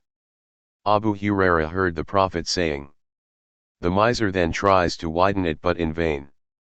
Sahih Bukhari Volume 4, Book 52, Hadith number 167. Narrated by Al-Mughira bin Shubi'a, Allah's apostle went out to answer the call of nature, and on his return I brought some water to him. He performed the ablution while he was wearing a chamois cloak. He rinsed his mouth and washed his nose by putting water in it and then blowing it out, and washed his face. Then he tried to take out his hands through his sleeves, but they were tight, so he took them out from underneath, washed them and passed wet hands over his head and over his leather socks. Sahih Bukhari Volume 4, Book 52, Hadith number 168. Narrated by Anas, the Prophet allowed Abdurrahman bin Auf and Zubair to wear silken shirts because they had a skin disease causing itching. Sahih Bukhari Volume 4, Book 52, Hadith number 169. Narrated by Anas, as above. Sahih Bukhari Volume 4, Book 52, Hadith number 170. Narrated by Anas, Abdurrahman bin Auf and Zubair complained to the Prophet, i.e. about the lice, that caused itching, so he allowed them to wear silken clothes. I saw them wearing such clothes in a holy battle. Sahih Bukhari Volume 4, Book 52, Hadith number 171. Narrated by Anas, the Prophet allowed Abdurrahman bin Auf and Zubair bin al-Awwam to wear silk. Sahih Bukhari Volume 4, Book 52, Hadith number 172. Narrated by Anas, wearing of silk, was allowed to them, i.e. Abdurrahman and Zubair, because of the itching they suffered from. Sahih Bukhari Volume 4, Book 52, Hadith number 173.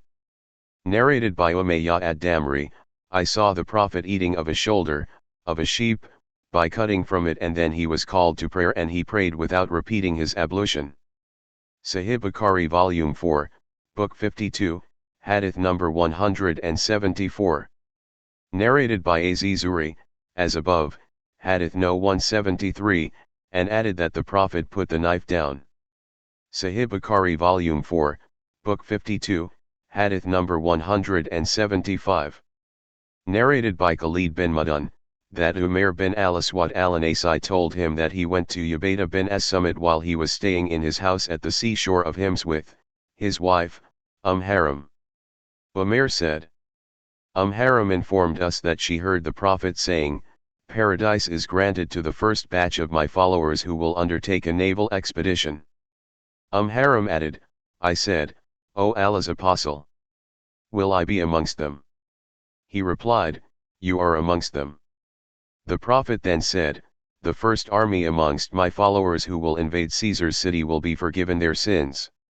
I asked, Will I be one of them, O Allah's Apostle?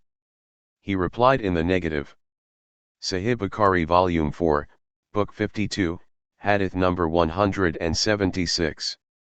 Narrated by Abdullah bin Umar, Allah's Apostle said, You, i.e. Muslims, will fight the Jews till some of them will hide behind stones. The stones will betray them, saying, O Abdullah, i.e. slave of Allah, there is a Jew hiding behind me, so kill him. Sahih Bukhari Volume 4, Book 52, Hadith number 177.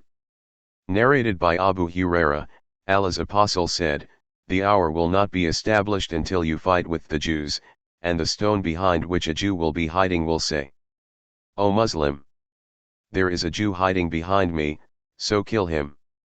Sahih Bukhari Volume 4, Book 52, Hadith number 178. Narrated by Amr bin Taqlib, the Prophet said, One of the portents of the hour is that you will fight with people wearing shoes made of hair, and one of the portents of the hour is that you will fight with broad-faced people whose faces will look like shields coated with leather. Sahih Bukhari Volume 4, Book 52, Hadith number 179. Narrated by Abu Huraira, Allah's Apostle said, The hour will not be established until you fight with the Turks, people with small eyes, red faces, and flat noses. Their faces will look like shields coated with leather. The hour will not be established till you fight with people whose shoes are made of hair. Sahih Bukhari Volume 4, Book 52, Hadith number 180. Narrated by Abu Huraira, the Prophet said, the hour will not be established till you fight with people wearing shoes made of hair. And the hour will not be established till you fight with people whose faces look like shields coated with leather. Abu Huraira added, they will be small-eyed, flat-nosed, and their faces will look like shields coated with leather. Sahih Bukhari Volume 4, Book 52, Hadith number 181. Narrated by Abu Ishaq, a man asked Al-Bara, O Abu Amara, did you all flee on the day of the battle of Hunayn? He replied, no, by Allah. Allah's apostle did not flee, but his young unarmed companions passed by the archers of the tribe of Hawazin and Bani Nasr, whose arrows hardly missed a target, and they threw arrows at them hardly missing a shot. So the Muslims retreated towards the Prophet while he was riding his white mule, which was being led by his cousin Abu Sufyan bin al-Harith bin Abdul Muttalib. The Prophet dismounted and invoked Allah for victory. Then he said, I am the Prophet, without a lie, I am the son of Abdul Muttalib, and then he arranged his companions in rows. Sahih Bukhari Volume 4, Book 52, Hadith number 182. Narrated by Ali, when it was the day of the battle of Al-Ahzab, i.e. the clans, Allah's apostle said, O Allah, fill their, i.e. the infidels, houses and graves with fire, as they busied us so much that we did not perform the prayer, i.e. Asr, till the sun set. Sahih Bukhari Volume 4, Book 52, Hadith number 183. Narrated by Abu Huraira, the Prophet used to recite the following invocations during Qunut: O Allah, save Salama bin Hisham. O Allah, save Al-Walid bin Al-Walid. O Allah, save Ayyash bin Rabi'a. O Allah, save the weak Muslims. O Allah, be very hard on Madar tribe. O Allah, afflict them with years of famine, similar to the famine years of the time of Prophet Joseph. Sahih Bukhari Volume 4, Book 52, Hadith number 184. Narrated by Abdullah bin Abi Awfa, Allah's apostle invoked evil upon the pagans on the eye of the battle of Al-Ahzab, saying, O Allah, the revealer of the Holy Book, the swift taker of accounts, O Allah, defeat Al-Ahzab, i.e. the clans, O Allah, defeat them and shake them. Sahih Bukhari Volume 4, Book 52, Hadith number 185. Narrated by Abdullah, once the Prophet was offering the prayer in the shade of the Kaaba. Abu Yal and some Qurayshi men sent somebody to bring the abdominal contents of a she-camel which had been slaughtered somewhere in Mecca, and when he brought them, they put them over the Prophet. Then Fatima, i.e. the Prophet's daughter, came and threw them away from him, and he said, O Allah, destroy the pagans of Quraysh, O Allah. Destroy Quraysh, O Allah, destroy Quraysh, naming especially Abu Yal bin Hisham, Utbah bin Rabi'a, Shaiba bin Rabi'a, Al-Walid bin Utbah, Ubay bin Khalaf and Uqbah bin Abi Amit. The narrator, Abdullah, added, I saw them all killed and thrown in the Badr well. Sahih Bukhari Volume 4, Book 52, Hadith number 186.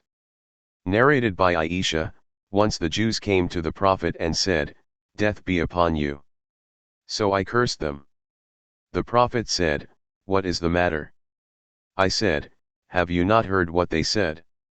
The Prophet said, Have you not heard what I replied to them? I said, The same is upon you. Sahih Bukhari Volume 4, Book 52, Hadith number 187. Narrated by Abdullah bin Abbas, Allah's apostle wrote a letter to Caesar saying, If you reject Islam, you will be responsible for the sins of the peasants, i.e. your people. Sahih Bukhari Volume 4, Book 52, Hadith number 188. Narrated by Abu Huraira, Tufail bin Amr ad-Dawsi and his companions came to the Prophet and said, O Allah's apostle, the people of the tribe of Daws disobeyed and refused to follow you, so invoke Allah against them. The people said, The tribe of Daws is ruined. The Prophet said, O Allah, Give guidance to the people of Das, and let them embrace Islam. Sahih Bukhari Volume 4, Book 52, Hadith number 189. Narrated by Anas, when the Prophet intended to write a letter to the ruler of the Byzantines, he was told that those people did not read any letter unless it was stamped with a seal.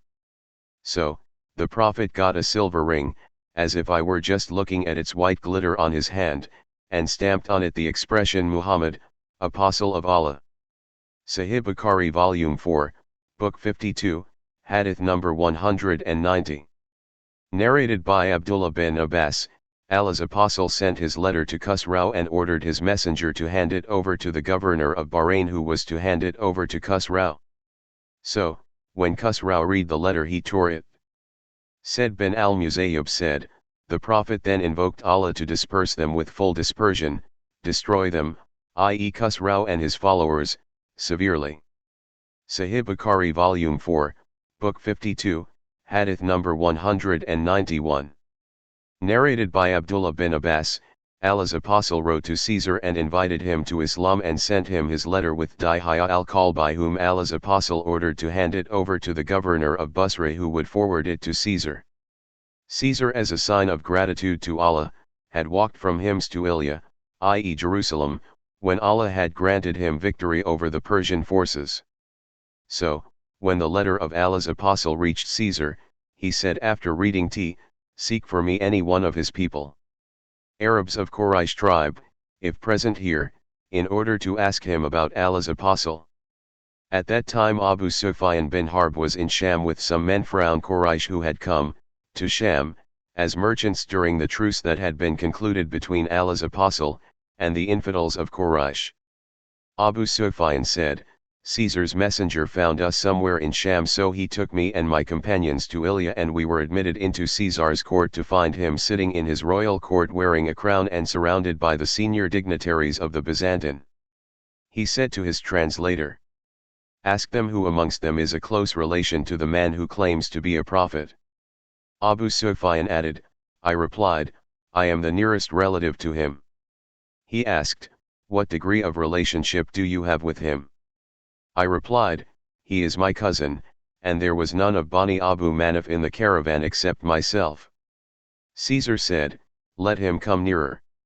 He then ordered that my companions stand behind me near my shoulder and said to his translator, tell his companions that I am going to ask this man about the man who claims to be a prophet. If he tells a lie, they should contradict him immediately. Abu Sufyan added, by Allah, had it not been shameful that my companions label me a liar, I would not have spoken the truth about him when he asked me. But I considered it shameful to be called a liar by my companions. So I told the truth. He then said to his translator, ask him what kind of family does he belong to? I replied, he belongs to a noble family amongst us. He said, have anybody else amongst you ever claimed the same before him? I replied, no. He said, had you ever blamed him for telling lies before he claimed what he claimed? I replied, no. He said, was anybody amongst his ancestors a king? I replied, no. He said, do the noble or the poor follow him? I replied, it is the poor who follow him. He said, are they increasing or decreasing, day by day? I replied, they are increasing. He said, does anybody amongst those who embrace the Prophet's, religion become displeased and then discard his religion? I replied, no. He said, does he break his promises? I replied, no, but we are now at truce with him and we are afraid that he may betray us. Abu Sufyan added, other than the last sentence, I could not say anything against him. Caesar then asked, have you ever had a war with him? I replied, yes. He said, what was the outcome of your battles with him? I replied, the result was unstable, sometimes he was victorious and sometimes we. He said, what does he order you to do? I said, he tells us to worship Allah alone, and not to worship others along with him, and to leave all that our forefathers used to worship. He orders us to pray, give in charity, be chaste, keep promises and return what is entrusted to us. When I had said that, Caesar said to his translator, say to him, I ask you about his lineage, and your reply was that he belonged to a noble family. In fact, all the apostles came from the noblest lineage of their nations. Then I questioned you whether anybody else amongst you had claimed such a thing, and your reply was in the negative. If the answer had been in the affirmative, I would have thought that this man was following a claim that had been said before him. When I asked you whether he was ever blamed for telling lies, your reply was in the negative, so I took it for granted that a person who did not tell a lie about others, the people, could never tell a lie about Allah. Then I asked you whether any of his ancestors was a king. Your reply was in the negative, and if it had been in the affirmative, I would have thought that this man wanted to take back his ancestral kingdom. When I asked you whether the rich or the poor people followed him, you replied that it was the poor who followed him. In fact, such are the followers of the apostles. Then I asked you whether his followers were increasing or decreasing. You replied that they were increasing. In fact, this is the result of true faith till it is complete, in all respects. I asked you whether there was anybody who, after embracing his religion, became displeased and discarded his religion. Your reply was in the negative. In fact, this is the sign of true faith, for when its cheerfulness enters and mixes in the hearts completely, nobody will be displeased with it. I asked you whether he had ever broken his promise. You replied in the negative. And such are the apostles, they never break their promises. When I asked you whether you fought with him and he fought with you, you replied that he did, and that sometimes he was victorious and sometimes you. Indeed, such are the apostles, they are put to trials and the final victory is always theirs. Then I asked you what he ordered you. You replied that he ordered you to worship Allah alone and not to worship others along with him, to leave all that your forefathers used to worship, to offer prayers, to speak the truth, to be chaste, to keep promises, and to return what is entrusted to you. These are really the qualities of a prophet who, I knew, from the previous scriptures, would appear, but I did not know that he would be from amongst you. If what you say should be true, he will very soon occupy the earth under my feet, and if I knew that I would reach him definitely, I would go immediately to meet him, and were I with him, then I would certainly wash his feet. Abu Sufyan added, Caesar then asked for the letter of Allah's apostle and it was read. Its contents were: In the name of Allah, the most beneficent, the most merciful, this letter is, from Muhammad, the slave of Allah, and his apostle, to Heraclius, the ruler of the Byzantine. Peace be upon the followers of guidance. Now then, I invite you to Islam, i.e. surrender to Allah, embrace Islam and you will be safe, embrace Islam and Allah will bestow on you a double reward. But if you reject this invitation of Islam, you shall be responsible for misguiding the peasants, i.e. your nation. O people of the scriptures!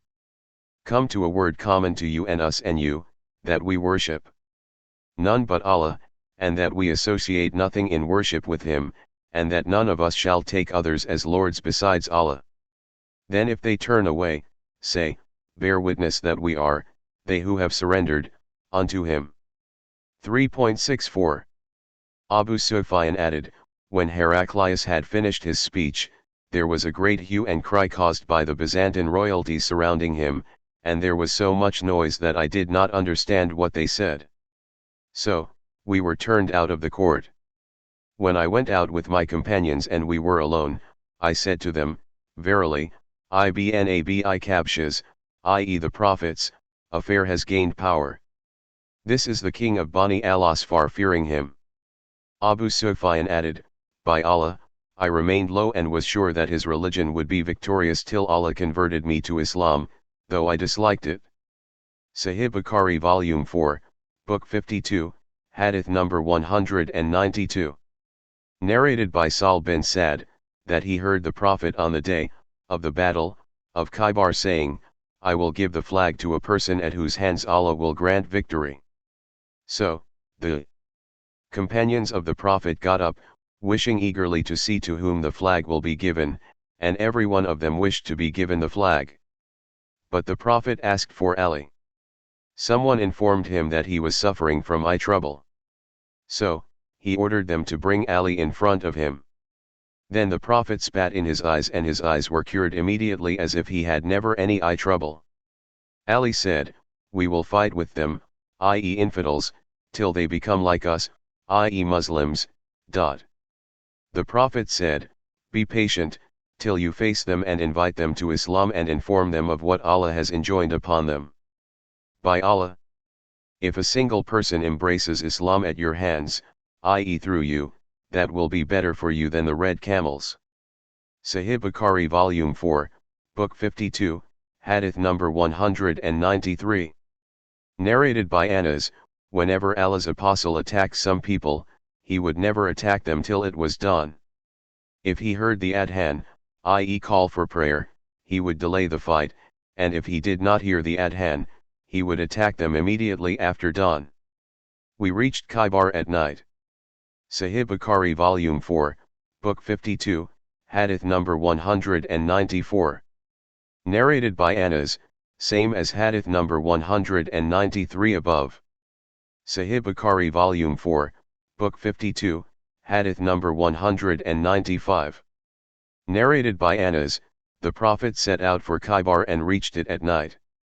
He used not to attack if he reached the people at night, till the day broke. So, when the day dawned, the Jews came out with their bags and spades. When they saw the Prophet, they said, "Muhammad and his army." The Prophet said, "Allahu Akbar. Allah is greater, and Khaybar is ruined, for whenever we approach a nation, i.e. enemy to fight, then it will be a miserable morning for those who have been warned." Sahih Bukhari Volume 4, Book 52, Hadith number 196. Narrated by Abu Huraira, Allah's Apostle said, "I have been ordered to fight with the people till they say, 'None has the right to be worshipped but Allah,' and whoever says, 'None has the right to be worshipped but Allah,' his life and property will be saved by me except for Islamic law, and his accounts will be with Allah, either to punish him or to forgive him." Sahih Bukhari Volume 4, Book 52, Hadith number 197. Narrated by Ka'b bin Malik, whenever Allah's Apostle intended to lead a ghazwa, he would use an equivocation from which one would understand that he was going to a different destination. Sahih Bukhari Volume 4, Book 52, Hadith number 198. Narrated by Ka'b bin Malik, whenever Allah's Apostle intended to carry out a ghazwa, he would use an equivocation to conceal his real destination till it was the ghazwa of Tabuk, which Allah's Apostle carried out in very hot weather. As he was going to face a very long journey through a wasteland and was to meet and attack a large number of enemies.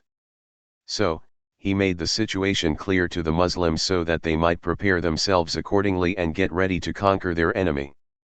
The Prophet informed them of the destination he was heading for. Ka'b bin Malik used to say, "Scarcely did Allah's Apostle set out for a journey on a day other than Thursday." Sahih Bukhari Volume 4, Book 52, Hadith number 199. Narrated by Ka'b bin Malik, the Prophet set out on Thursday for the ghazwa of Tabuk, and he used to prefer to set out, i.e. travel, on Thursdays. Sahih Bukhari Volume 4, Book 52, Hadith number 200. Narrated by Anas, the Prophet offered a 4-rak'at Zuhr prayer at Medina and then offered a 2-rak'at Asr prayer at Dhul Hulayfa, and I heard the companions of the Prophet reciting Talbiyah aloud, for Hajj and Umrah, all together. Sahih Bukhari Volume 4, Book 52, Hadith number 201. Narrated by Aisha, we set out in the company of Allah's Apostle 5 days before the end of Dhul Qa'dah, intending to perform Hajj only. When we approached Mecca, Allah's Apostle ordered those who did not have the hadi, i.e. an animal for sacrifice, with them, to perform the tawaf around the Kaaba, and between Safa and Marwa, and then finish their ihram. Beef was brought to us on the day of, i.e. the days of slaughtering, and I asked, "What is this?" Somebody said, "Allah's Apostle has slaughtered a cow on behalf of his wives." Sahih Bukhari Volume 4, Book 52, Hadith number 202. Narrated by Ibn Abbas, once the Prophet set out in the month of Ramadan. He observed fasting till he reached a place called Qadid where he broke his fast. Sahih Bukhari Volume 4, Book 52, Hadith number 203. Narrated by Ibn Umar, the Prophet said, "It is obligatory for one to listen to and obey the ruler's orders, unless these orders involve one disobedience to Allah, but if an act of disobedience to Allah is imposed, he should not listen to or obey it." Sahih Bukhari Volume 4, Book 52, Hadith number 204. Narrated by Abu Huraira, that heard Allah's Apostle saying, "We are the last but will be the foremost to enter paradise." The Prophet added, "He who obeys me, obeys Allah, and he who disobeys me, disobeys Allah. He who obeys the chief, obeys me, and he who disobeys the chief, disobeys me." The Imam is like a shelter for whose safety the Muslims should fight and where they should seek protection. If the Imam orders people with righteousness and rules justly, then he will be rewarded for that, and if he does the opposite, he will be responsible for that. Sahih Bukhari Volume 4, Book 52, Hadith number 205. Narrated by Ibn Umar, when we reached Hudaybiyah, in the next year, of the Treaty of Hudaybiyah, not even two men amongst us agreed unanimously as to which was the tree under which we had given the pledge of allegiance, and that was out of Allah's mercy. The sub-narrator asked Nafi, "For what did the Prophet take their pledge of allegiance, was it for death?" Nafi replied, "No, but he took their pledge of allegiance for patience." Sahih Bukhari Volume 4, Book 52, Hadith number 206. Narrated by Abdullah bin Zayd, that in the time of the battle of Al-Hara a person came to him and said, "Ibn Hanzala is taking the pledge of allegiance from the people for death." He said, "I will never give a pledge of allegiance for such a thing to anyone after Allah's Apostle." Sahih Bukhari Volume 4, Book 52, Hadith number 207. Narrated by Yazid bin Ubayd, Salama said, "I gave the pledge of allegiance, al-Ridwan, to Allah's Apostle, and then I moved to the shade of a tree. When the number of people around the Prophet diminished, he said, 'O Ibn Alaqwa, will you not give to me the pledge of allegiance?' I replied, 'O Allah's Apostle, I have already given to you the pledge of allegiance.' He said, 'Do it again.' So I gave the pledge of allegiance for the second time. I asked, 'O Abu Muslim, for what did you give he pledge of allegiance on that day?' He replied, 'We gave the pledge of allegiance for death.'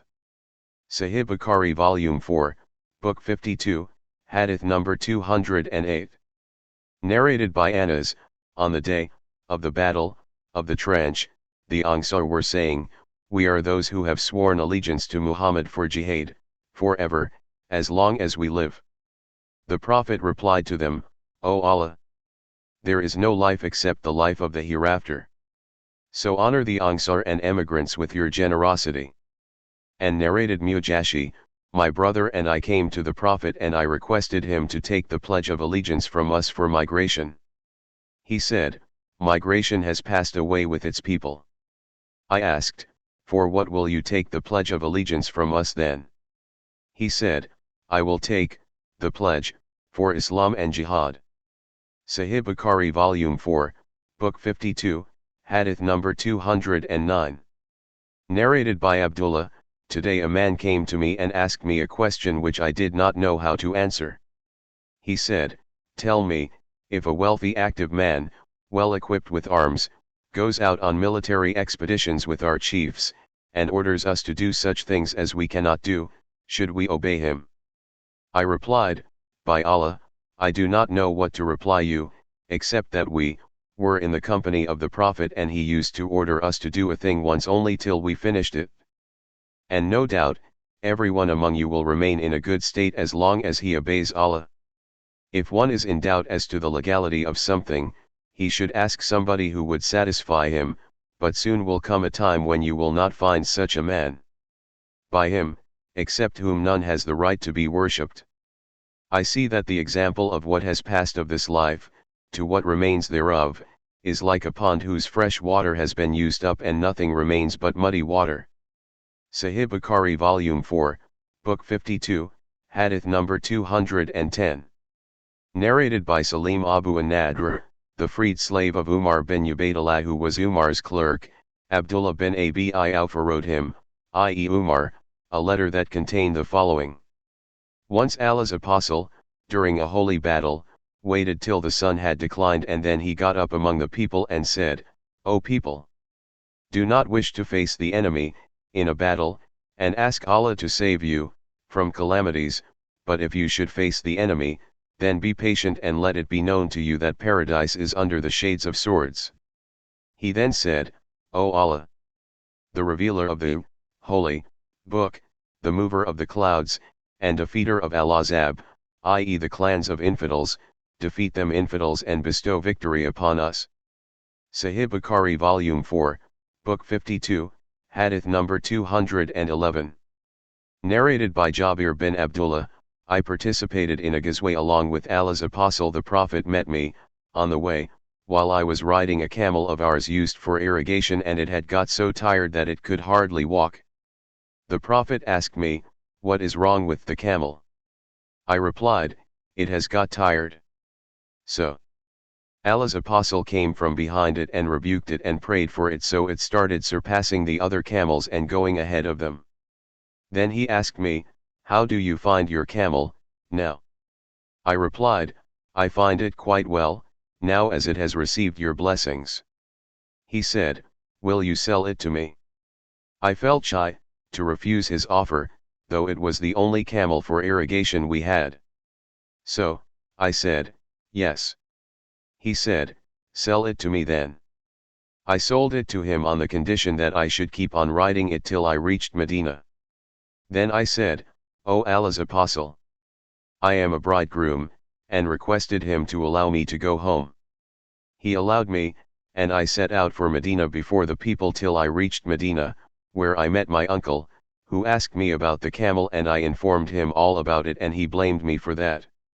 When I took the permission of Allah's apostle, he asked me whether I had married a virgin or a matron, and I replied that I had married a matron. He said, why hadn't you married a virgin who would have played with you, and you would have played with her?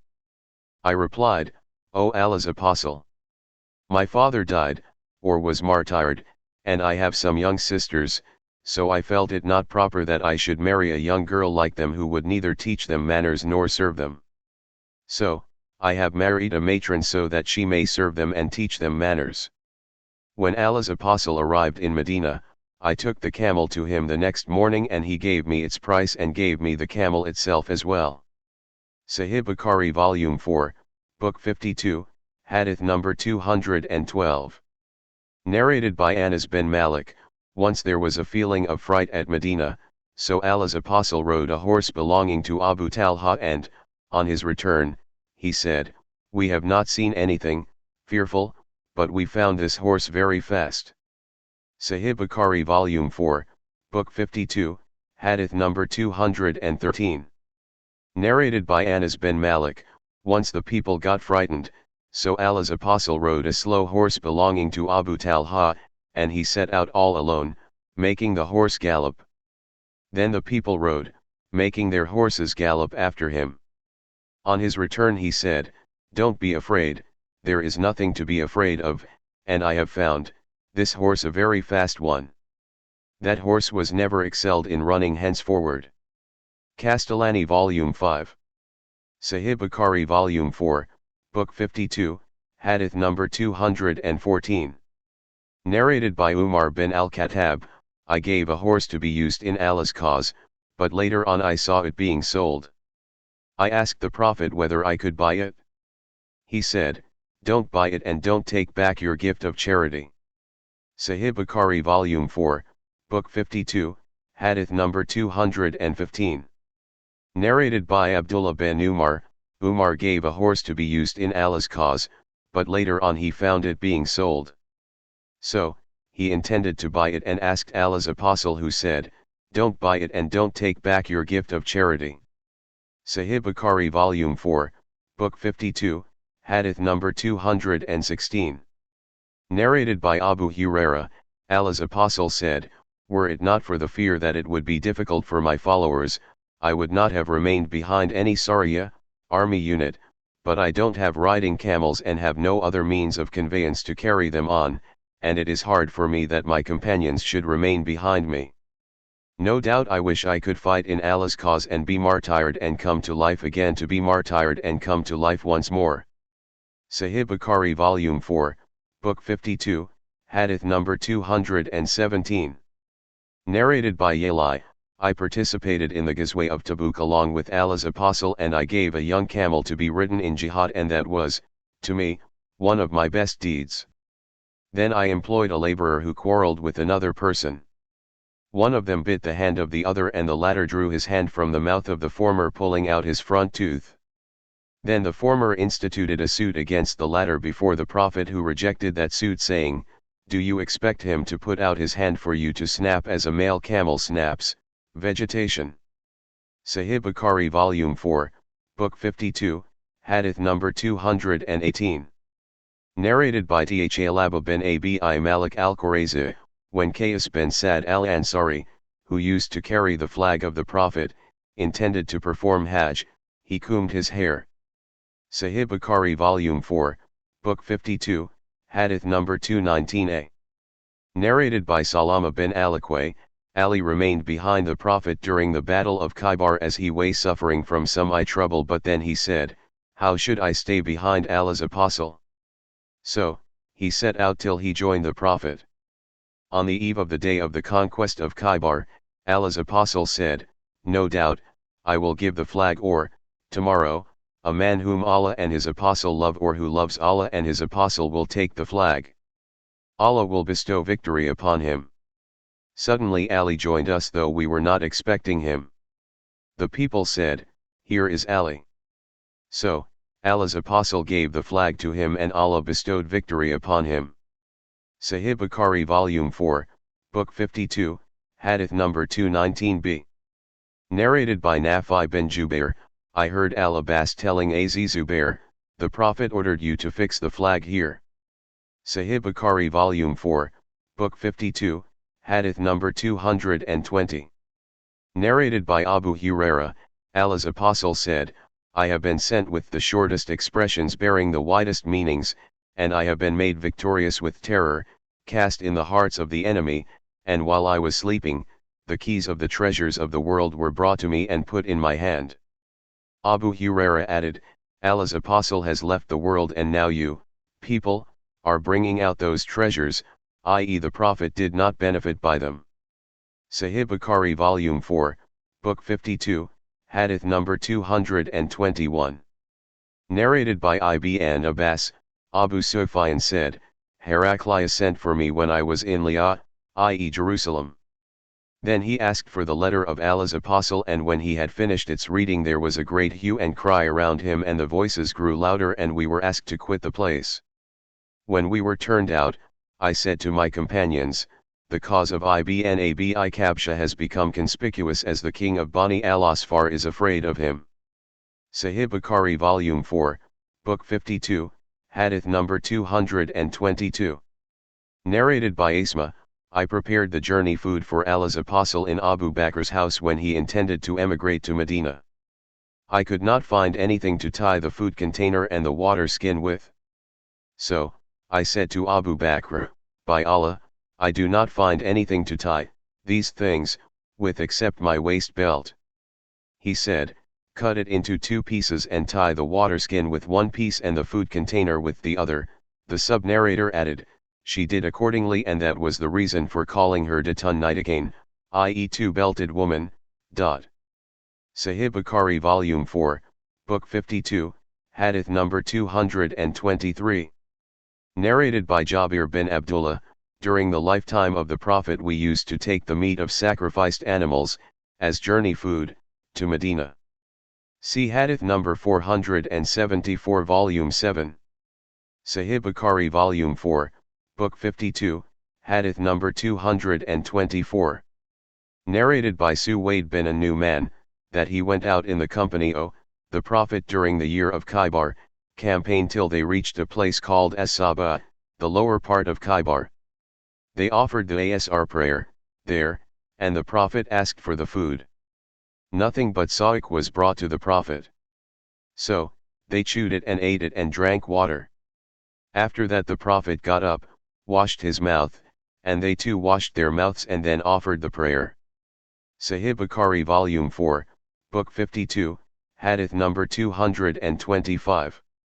Narrated by Salama, once the journey food of the people ran short and they were in great need. So, they came to the Prophet to take his permission for slaughtering their camels, and he permitted them. Then Umar met them and they informed him about it. He said, "What will sustain you after your camels are finished?" Then Umar went to the Prophet and said, "O Allah's Apostle, what will sustain them after their camels are finished?" Allah's Apostle said, "Make an announcement amongst the people that they should bring all their remaining food to me."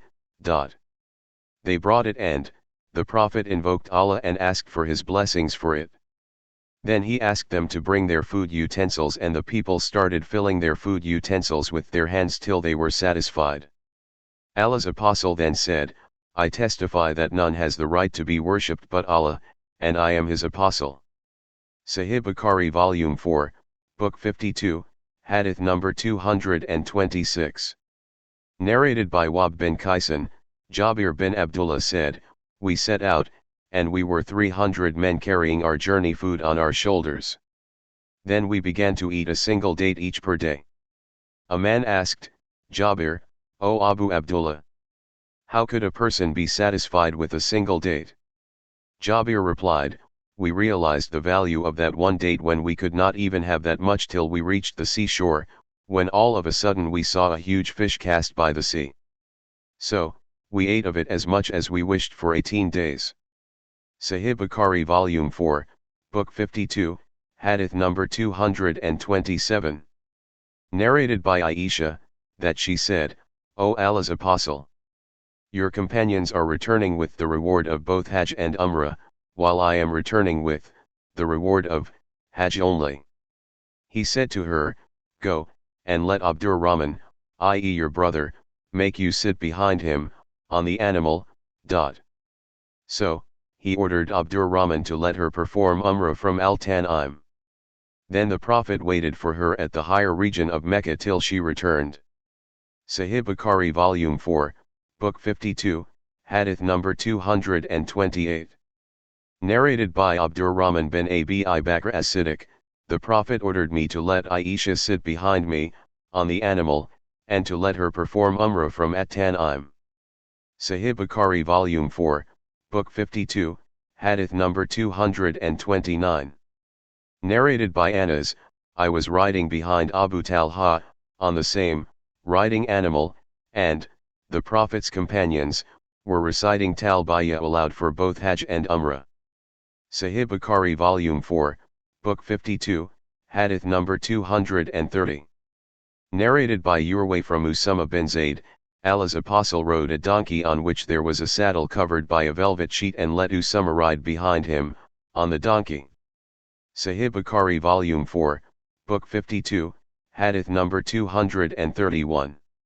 Narrated by Nafi, from Abdullah, Allah's Apostle came to Mecca through its higher region on the day of the conquest of Mecca, riding his she-camel on which Usama was riding behind him. Bilal and Uthman bin Talha, one of the servants of the Kaaba, were also accompanying him till he made his camel kneel in the mosque and ordered the latter to bring the key of the Kaaba. He opened the door of the Kaaba and Allah's Apostle entered in the company of Usama, Bilal, and Uthman, and stayed in it for a long period. When he came out, the people rushed to it, and Abdullah bin Umar was the first to enter it and found Bilal standing behind the door. He asked Bilal, where did the Prophet offer his prayer? He pointed to the place where he had offered his prayer. Abdullah said, I forgot to ask him how many rakat he had performed. Sahih Bukhari Volume 4, Book 52, Hadith number 232. Narrated by Abu Huraira, Allah's Apostle said, there is a compulsory sadaqah, charity, to be given for every joint of the human body, as a sign of gratitude to Allah, every day the sun rises. To judge justly between two persons is regarded as sadaqah, and to help a man concerning his riding animal by helping him to ride it or by lifting his luggage onto it, is also regarded as sadaqah, and, saying a good word is also sadaqah, and every step taken on one's way to offer the compulsory prayer, in the mosque, is also sadaqah, and to remove a harmful thing from the way is also sadaqah. Sahih Bukhari Volume 4, Book 52, Hadith number 233. Narrated by Abdullah bin Umar, Allah's apostle forbade the people to travel to a hostile country carrying copies of the Quran. Sahih Bukhari Volume 4, Book 52, Hadith number 234.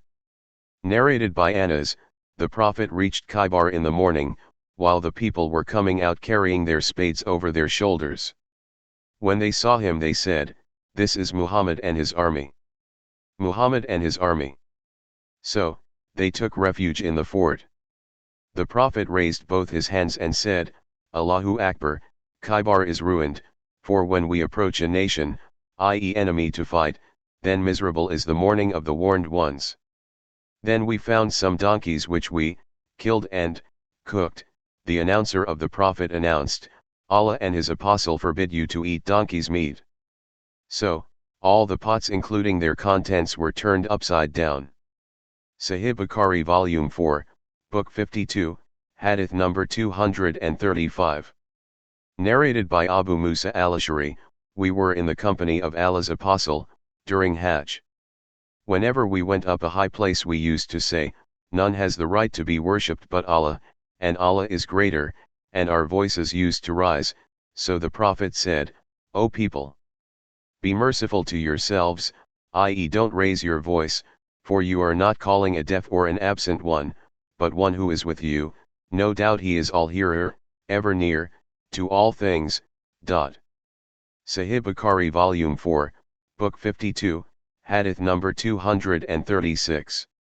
Narrated by Jabir bin Abdullah, whenever we went up a place we would say, "Allahu Akbar," i.e. Allah is greater, and whenever we went down a place we would say, "Subhanallah." Sahih Bukhari Volume 4, Book 52, Hadith number 237. Narrated by Jabir, whenever we went up a place we would say Takbir, and whenever we went down we would say, "Subhanallah." Sahih Bukhari Volume 4, Book 52, Hadith number 238. Narrated by Abdullah bin Umar, whenever the Prophet returned from the Hajj or the Umrah or a Ghazwa, he would say Takbir thrice. Whenever he came upon a mountain path or wasteland, and then he would say, "None has the right to be worshipped but Allah, alone who has no partner. All the kingdom belongs to him and all the praises are for him and he is omnipotent. We are returning with repentance, worshipping, prostrating ourselves and praising our Lord. Allah fulfilled his promise, granted victory to his slave and he alone defeated all the clans." Sahih Bukhari Volume 4, Book 52, Hadith number 239. Narrated by Ibrahim Abu Ismail as-Saksaki, I heard Abu Burda who accompanied Yazid bin Abi Kabsha on a journey. Yazid used to observe fasting on journeys. Abu Burda said to him, "I heard Abu Musa several times saying that Allah's apostle said, when a slave falls ill or travels, then he will get reward similar to that he gets for good deeds practiced at home when in good health." Sahih Bukhari Volume 4, Book 52, Hadith number 240. Narrated by Jabir bin Abdullah, on the day of the Battle of the Trench, the Prophet wanted somebody from amongst the people to volunteer to be a reconnoitre. Az-Zubair volunteered. He demanded the same again and Az-Zubair volunteered again. Then he repeated the same demand, thrice, and Az-Zubair volunteered once more. The Prophet then said, "Every prophet has a disciple and my disciple is Az-Zubair." Sahih Bukhari Volume 4, Book 52, Hadith number 241. Narrated by Ibn Umar, from the Prophet the following Hadith, number 242. Sahih Bukhari Volume 4, Book 52, Hadith number 242. Narrated by Ibn Umar, The Prophet said, if the people knew what I know about traveling alone, then nobody would travel alone at night. Sahih Bukhari Volume 4, Book 52, Hadith number 243. Narrated by Hisham's father, Usama bin Zayd was asked at what pace the Prophet rode during Hajjatul Wada. He rode at a medium pace, but when he came upon an open way he would go at full pace. Sahih Bukhari Volume 4, Book 52, Hadith number 244. Narrated by Aslam, while I was in the company of Abdullah bin Umar on the way to Mecca, he received the news of the severe illness of Safiyyah bint Abi Ayyubaid, i.e. his wife, so he proceeded at greater speed, and when the twilight disappeared, he dismounted and offered the Maghrib and Isha prayers together and said, I saw the Prophet delaying the Maghrib prayer to offer it along with the Isha when he was in a hurry on a journey. Sahih Bukhari Volume 4, Book 52, Hadith number 245. Narrated by Abu Huraira, Allah's Apostle said, journey is a piece of torture, for it disturbs one's sleep, eating, and drinking. So, when you fulfill your job, you should hurry up to your family. Sahih Bukhari Volume 4, Book 52, Hadith number 246. Narrated by Abdullah bin Umar, Umar bin al-Khattab gave a horse to be ridden in Allah's cause and then he found it being sold. He intended to purchase it. So, he consulted Allah's Apostle who said, don't buy it and don't take back your gift of charity. Sahih Bukhari Volume 4, Book 52, Hadith number 247. Narrated by Aslam, I heard Umar bin al-Khattab saying, I gave a horse to be ridden in Allah's cause and the person who got it intended to sell it or neglected it. So, I wanted to buy it as I thought he would sell it cheap. I consulted the Prophet who said, do not buy it even if for 1 dirham, because he who takes back his gift is like a dog swallowing its vomit. Sahih Bukhari Volume 4, Book 52, Hadith number 248. Narrated by Abdullah bin Amr, a man came to the Prophet asking his permission to take part in Jihaad. The Prophet asked him, are your parents alive? He replied in the affirmative. The Prophet said to him, then exert yourself in their service. Sahih Bukhari Volume 4, Book 52, Hadith number 249. Narrated by Abu Bashir al-Ansari, that he was in the company of Allah's Apostle on some of his journeys. The sub-narrator Abdullah adds, I think that Abu Bashir also said, and the people were at their sleeping places. Allah's Apostle sent a messenger ordering, there shall not remain any necklace of string or any other kind of necklace round the necks of camels except it is cut off. Sahih Bukhari Volume 4, Book 52, Hadith number 250. Narrated by Ibn Abbas, that he heard the Prophet saying, it is not permissible for a man to be alone with a woman, and no lady should travel except with a mahram, i.e. her husband or a person whom she cannot marry in any case forever, e.g. her father, brother, etc. Then a man got up and said, O Allah's Apostle, I have enlisted in the army for such and such ghazwa and my wife is proceeding for Hajj. Allah's Apostle said, go and perform the Hajj with your wife. Sahih Bukhari Volume 4, Book 52, Hadith number 251. Narrated by Ubaydullah bin Abi Rafi, I heard Ali saying, Allah's Apostle sent me, Az Zubair and al-Miqdad somewhere saying, proceed till you reach Radat Kuk. There you will find a lady with a letter. Take the letter from her. So, we set out and our horses ran at full pace till we got at Ar Rada where we found a lady and said, to her, take out the letter. She replied, I have no letter with me. We said, either you take out the letter or else we will take off your clothes. So, she took it out of her braid. We brought the letter to Allah's Apostle and it contained a statement from Hatib bin Abi Balta'a to some of the Meccan pagans informing them of some of the intentions of Allah's Apostle. Then Allah's Apostle said, O Hatib, what is this? Hatib replied, O Allah's Apostle, don't hasten to give your judgment about me. I was a man closely connected with the Quraysh, but I did not belong to this tribe, while the other emigrants with you, had their relatives in Mecca who would protect their dependents and property. So, I wanted to recompense for my lacking blood relation to them by doing them a favor so that they might protect my dependents.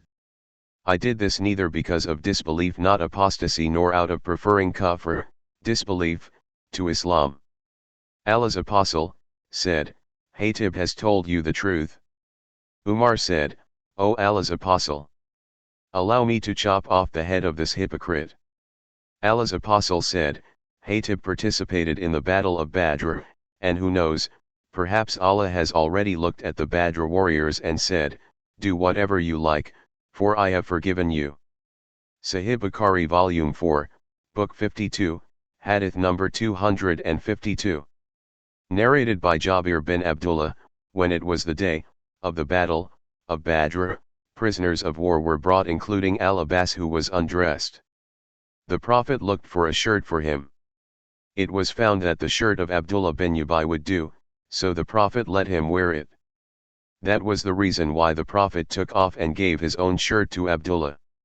The narrator adds, he had done the Prophet some favor for which the Prophet liked to reward him. Sahih Bukhari Volume 4, Book 52, Hadith number 253. Narrated by Sahl, on the day of the battle of Khaybar the Prophet said, tomorrow I will give the flag to somebody who will be given victory, by Allah, and who loves Allah and His Apostle and is loved by Allah and His Apostle. So, the people wondered all that night as to who would receive the flag, and in the morning everyone hoped that he would be that person. Allah's Apostle asked, where is Ali? He was told that Ali was suffering from eye trouble, so he applied saliva to his eyes and invoked Allah to cure him. He at once got cured as if he had no ailment. The Prophet gave him the flag. Ali said, should I fight them till they become like us, i.e. Muslim? The Prophet said, go to them patiently and calmly till you enter the land. Then, invite them to Islam, and inform them what is enjoined upon them, for, by Allah, if Allah gives guidance to somebody through you, it is better for you than possessing red camels. Sahih Bukhari Volume 4, Book 52, Hadith number 254. Narrated by Abu Huraira, the Prophet said, Allah wonders at those people who will enter paradise in chains.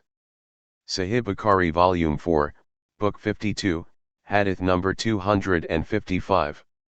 Narrated by Abu Burda's father, the Prophet said, 3 persons will get their reward twice.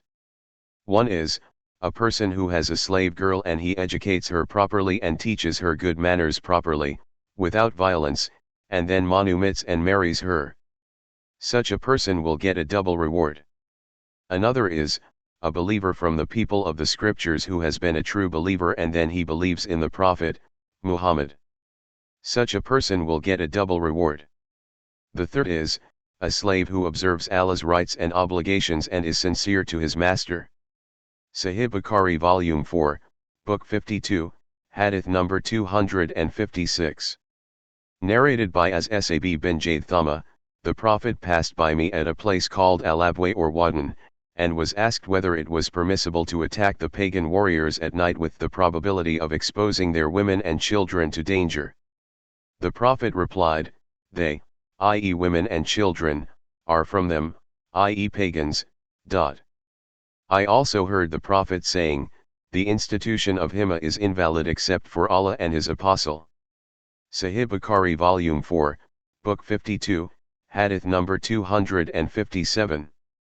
Narrated by Abdullah, during some of the Ghazawat of the Prophet a woman was found killed.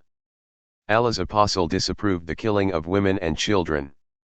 Sahih Bukhari Volume 4, Book 52, Hadith number 258.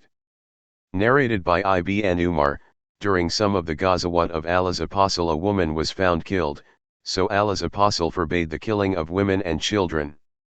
Sahih Bukhari Volume 4, Book 52, Hadith number 259. Narrated by Abu Huraira, Allah's Apostle sent us in a mission, i.e. army unit, and said, if you find so and so and so and so, burn both of them with fire. When we intended to depart, Allah's apostle said, I have ordered you to burn so and so and so and so, and it is none but Allah who punishes with fire, so, if you find them, kill them.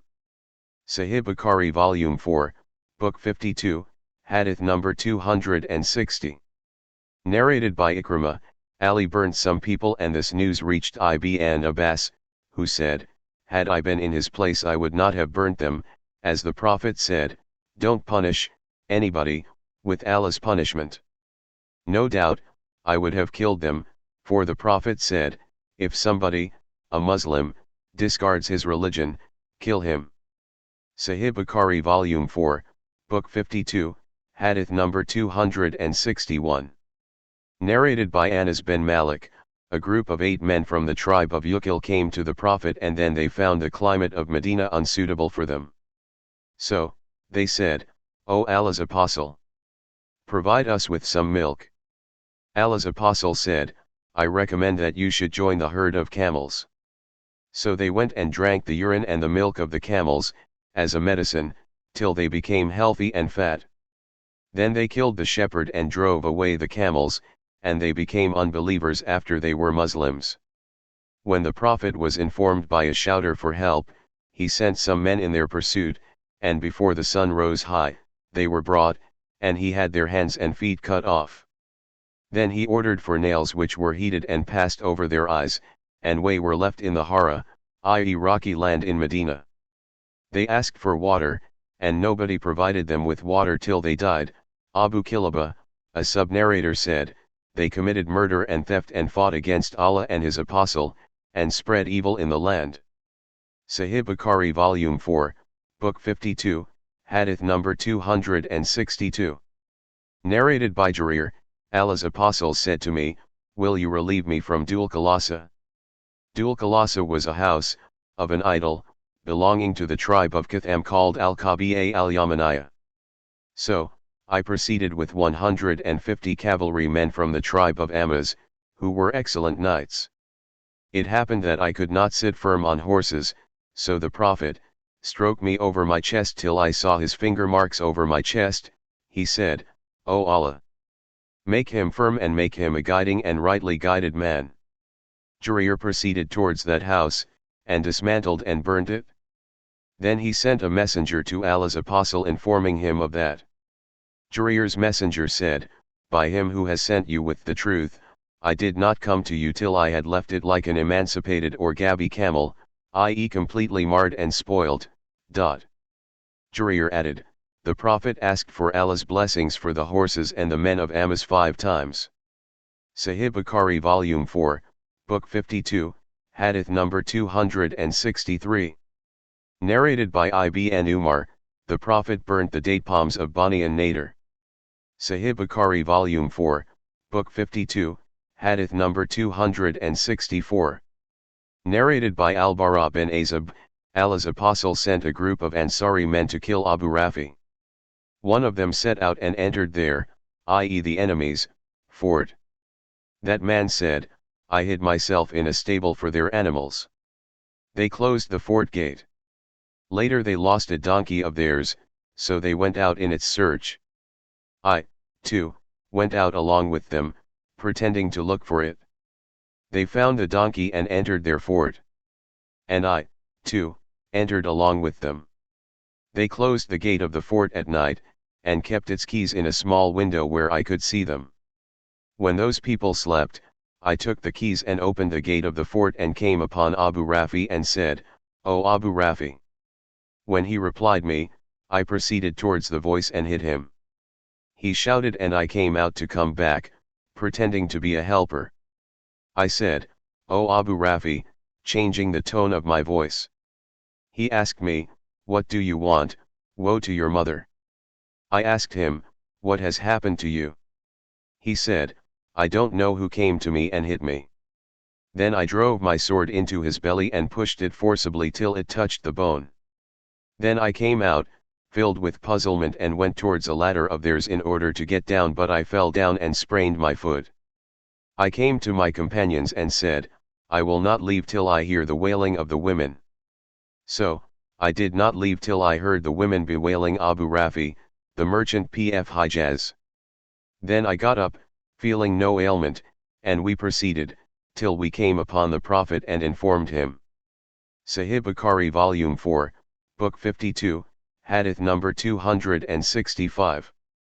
Narrated by Al-Bara bin Azib, Allah's Apostle sent a group of the Ангիր to Abu Rafi. Abdullah bin Atik entered his house at night and killed him while he was sleeping. Sahih Bukhari Volume 4, Book 52, Hadith number 266a. Narrated by Salim Abu an-Nadr, the freed slave of Umar bin Ubaydullah, I was Umar's clerk. Once Abdullah bin Abi Awfa wrote a letter to Umar when he proceeded to Al-Haruriya. I read in it that Allah's Apostle in one of his military expeditions against the enemy, waited till the sun declined and then he got up amongst the people saying, O people! Do not wish to meet the enemy, and ask Allah for safety, but when you face the enemy, be patient and remember that paradise is under the shades of swords. Then he said, O Allah, the revealer of the Holy Book, and the mover of the clouds and the defeater of the clans, defeat them, and grant us victory over them. Sahih Bukhari Volume 4, Book 52, Hadith number 266b. Narrated by Abu Huraira, the Prophet said, Do not wish to meet the enemy, but when you face the enemy, be patient. Sahih Bukhari Volume 4, Book 52, Hadith number 267. Narrated by Abu Huraira, the Prophet said, Khosrau will be ruined, and there will be no Khosrau after him, and Caesar will surely be ruined and there will be no Caesar after him, and you will spend their treasures in Allah's cause. He called, War is deceit. Sahih Bukhari Volume 4, Book 52, Hadith number 268. Narrated by Abu Huraira, Allah's Apostle called, War is deceit. Sahih Bukhari Volume 4, Book 52, Hadith number 269. Narrated by Jabir bin Abdullah, the Prophet said, War is deceit. Sahih Bukhari Volume 4, Book 52, Hadith number 270. Narrated by Jabir bin Abdullah, the Prophet said, Who is ready to kill Kabi bin al-Ashraf who has really hurt Allah and his Apostle? Muhammad bin Maslama said, O Allah's Apostle! Do you like me to kill him? He replied in the affirmative.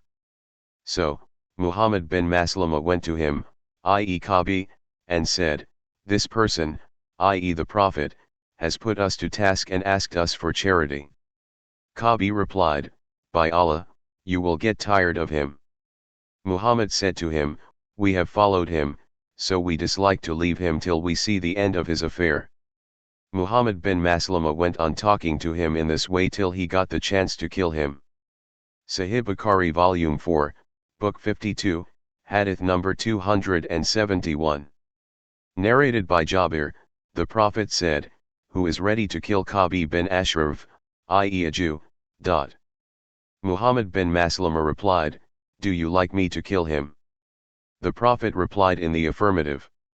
Muhammad bin Maslama said, Then allow me to say what I like. The Prophet replied, I do, i.e. allow you. Sahih Bukhari Volume 4, Book 52, Hadith number 272. Narrated by Al-Bara, I saw Allah's Apostle on the day of the battle, of the trench carrying earth till the hair of his chest were covered with dust and he was a hairy man. He was reciting the following verses of Abdullah bin Rawaha, O Allah, were it not for you, we would not have been guided, nor would we have given in charity, nor prayed. So, bestow on us calmness, and when we meet the enemy, then make our feet firm, for indeed, yet if they want to put us in affliction, i.e. want to fight against us, we would not flee but withstand them. The Prophet used to raise his voice while reciting these verses. See Hadith number 432, Volume 5. Sahih Bukhari Volume 4, Book 52, Hadith number 273. Narrated by Jarir, Allah's Apostle did not screen himself from me since my embracing Islam, and whenever he saw me he would receive me with a smile. Once I told him that I could not sit firm on horses. He stroked me on the chest with his hand and said, O Allah! Make him firm and make him a guiding and a rightly guided man. Sahih Bukhari Volume 4, Book 52, Hadith number 274. Narrated by Abu Hazim, the people asked Sal bin Sa'd as Sa'id with what thing, medicine, was the wound of Allah's apostle treated. He replied, there is none left, living, amongst the people who knows it better than. Ali used to bring water in his shield and Fatima, i.e. the Prophet's daughter, used to wash the blood off his face. Then a mat, of palm leaves, was burnt and its ash was inserted in the wound of Allah's apostle. Sahih Bukhari Volume 4, Book 52, Hadith number 275. Narrated by Abu Burda, that his father said, the Prophet sent Muadh and Abu Musa to Yemen telling them, treat the people with ease and don't be hard on them, give them glad tidings and don't fill them with aversion, and love each other, and don't differ. Sahih Bukhari Volume 4, Book 52, Hadith number 276. Narrated by Al-Bara bin Azib, the Prophet appointed Abdullah bin Jubayr as the commander of the infantry men, archers, who were 50 on the day of the battle of Uhud. He instructed them, stick to your place, and don't leave it even if you see birds snatching us, till I send for you, and if you see that we have defeated the infidels and made them flee, even then you should not leave your place till I send for you. Then the infidels were defeated. By Allah, I saw the women fleeing lifting up their clothes revealing their leg bangles and their legs. So, the companions of Abdullah bin Jubayr said, the booty. O people, the booty. Your companions have become victorious, what are you waiting for now? Abdullah bin Jubayr said, have you forgotten what Allah's apostle said to you?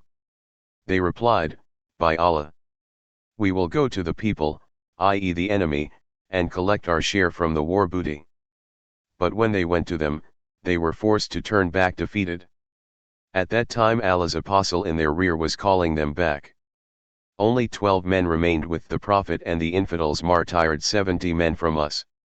On the day of the battle of Badr, the Prophet and his companions had caused the pagans to lose 140 men, 70 of whom were captured and 70 were killed. Then Abu Sufyan asked thrice, is Muhammad present amongst these people? The Prophet ordered his companions not to answer him. Then he asked thrice, is the son of Abu Quhafa present amongst these people? He asked again thrice, is the son of Al-Khattab present amongst these people? He then returned to his companions and said, as for these men, they have been killed. Umar could not control himself and said, to Abu Sufyan, you told a lie, by Allah. O enemy of Allah! All those you have mentioned are alive, and the thing which will make you unhappy is still there. Abu Sufyan said, our victory today is a counterbalance to yours in the battle of Badr, and in war, the victory is always undecided and is shared in turns by the belligerents, and you will find some of your killed men mutilated, but I did not urge my men to do so, yet I do not feel sorry for their deed. After that he started reciting cheerfully, O Hubal, be high. 1. On that the Prophet said, to his companions, why don't you answer him back? They said, O Allah's apostle, what shall we say? He said, say, Allah is higher and more sublime. Then, Abu Sufyan said, we have the idol, Al-Uwa, and you have no Uwa. The Prophet said, to his companions, why don't you answer him back? They asked, O Allah's apostle, what shall we say? He said, says Allah is our helper and you have no helper. Sahih Bukhari Volume 4, Book 52, Hadith number 277. Narrated by Anas, Allah's apostle was the most handsome, most generous, and the bravest of all the people. Once the people of Medina got frightened having heard an uproar at night. So, the Prophet met the people while he was riding an unsaddled horse belonging to Abu Talha and carrying his sword, slung over his shoulder. He said, to them, don't get scared, don't get scared. Then he added, I found it, the horse, very fast.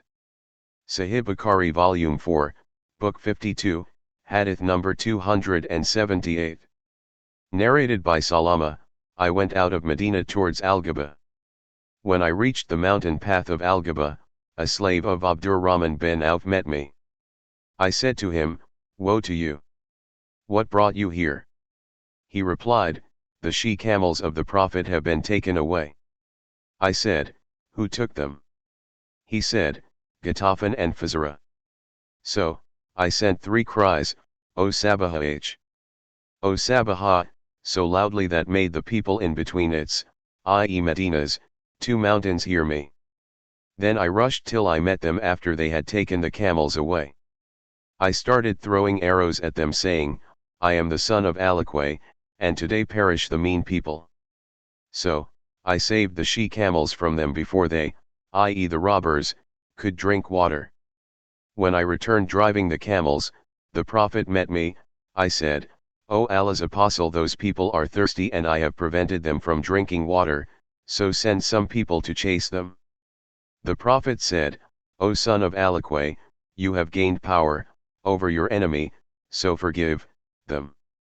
Besides, those people are now being entertained by their folk."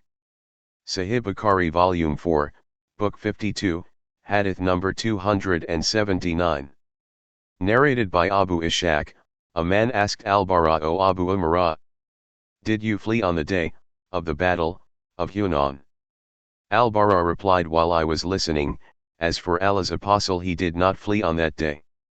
Abu Sufyan bin al-Harith was holding the reins of his mule, and when the pagans attacked him, he dismounted and started saying, "I am the Prophet, and there is no lie about it, I am the son of Abdul Muttalib."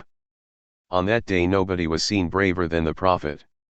Sahih Bukhari Volume 4, Book 52, Hadith number 280. Narrated by Abu Sa'id al-Khudri, when the tribe of Bani Qurayza was ready to accept Sa'd's judgment, Allah's apostle sent for Sa'd, who was near to him. Sa'd came, riding a donkey, and when he came near, Allah's apostle said to the ангիր, "Stand up for your leader." Then Sa'd came and sat beside Allah's apostle, who said to him, "These people are ready to accept your judgment." Sa'd said, "I give the judgment that their warriors should be killed and their children and women should be taken as prisoners." The Prophet then remarked, "O Sa'd, you have judged amongst them with, or similar to, the judgment of the King Allah." Sahih Bukhari Volume 4, Book 52, Hadith number 281. Narrated by Abu Huraira, Allah's apostle sent a Sariya of 10 men as spies under the leadership of Asim bin Thabit al-Ansari, the grandfather of Asim bin Umar al-Khattab. They proceeded till they reached Hayda, a place between Usfan and Mecca, and their news reached a branch of the tribe of Hudhail called Bani Liyan. About 200 men, who were all archers, hurried to follow their tracks till they found the place where they had eaten dates they had brought with them from Medina. They said, "These are the dates of Yathrib, i.e. Medina," and continued following their tracks. When Asim and his companions saw their pursuers, they went up a high place and the infidels circled them. The infidels said to them, "Come down and surrender, and we promise and guarantee you that we will not kill any one of you." Asim bin Thabit, the leader of the Sariyah, said, "By Allah, I will not come down to be under the protection of infidels. O Allah, convey our news to your Prophet." Then the infidels threw arrows at them till they martyred Asim along with 6 other men, and 3 men came down accepting their promise and convention, and they were Qubayb al-Ansari and Ibn Dathana and another man. So, when the infidels captured them, they undid the strings of their bows and tied them. Then the third, of the captives, said, "This is the first betrayal. By Allah, I will not go with you. No doubt these, namely the martyred, have set a good example to us." So, they dragged him and tried to compel him to accompany them, but as he refused, they killed him.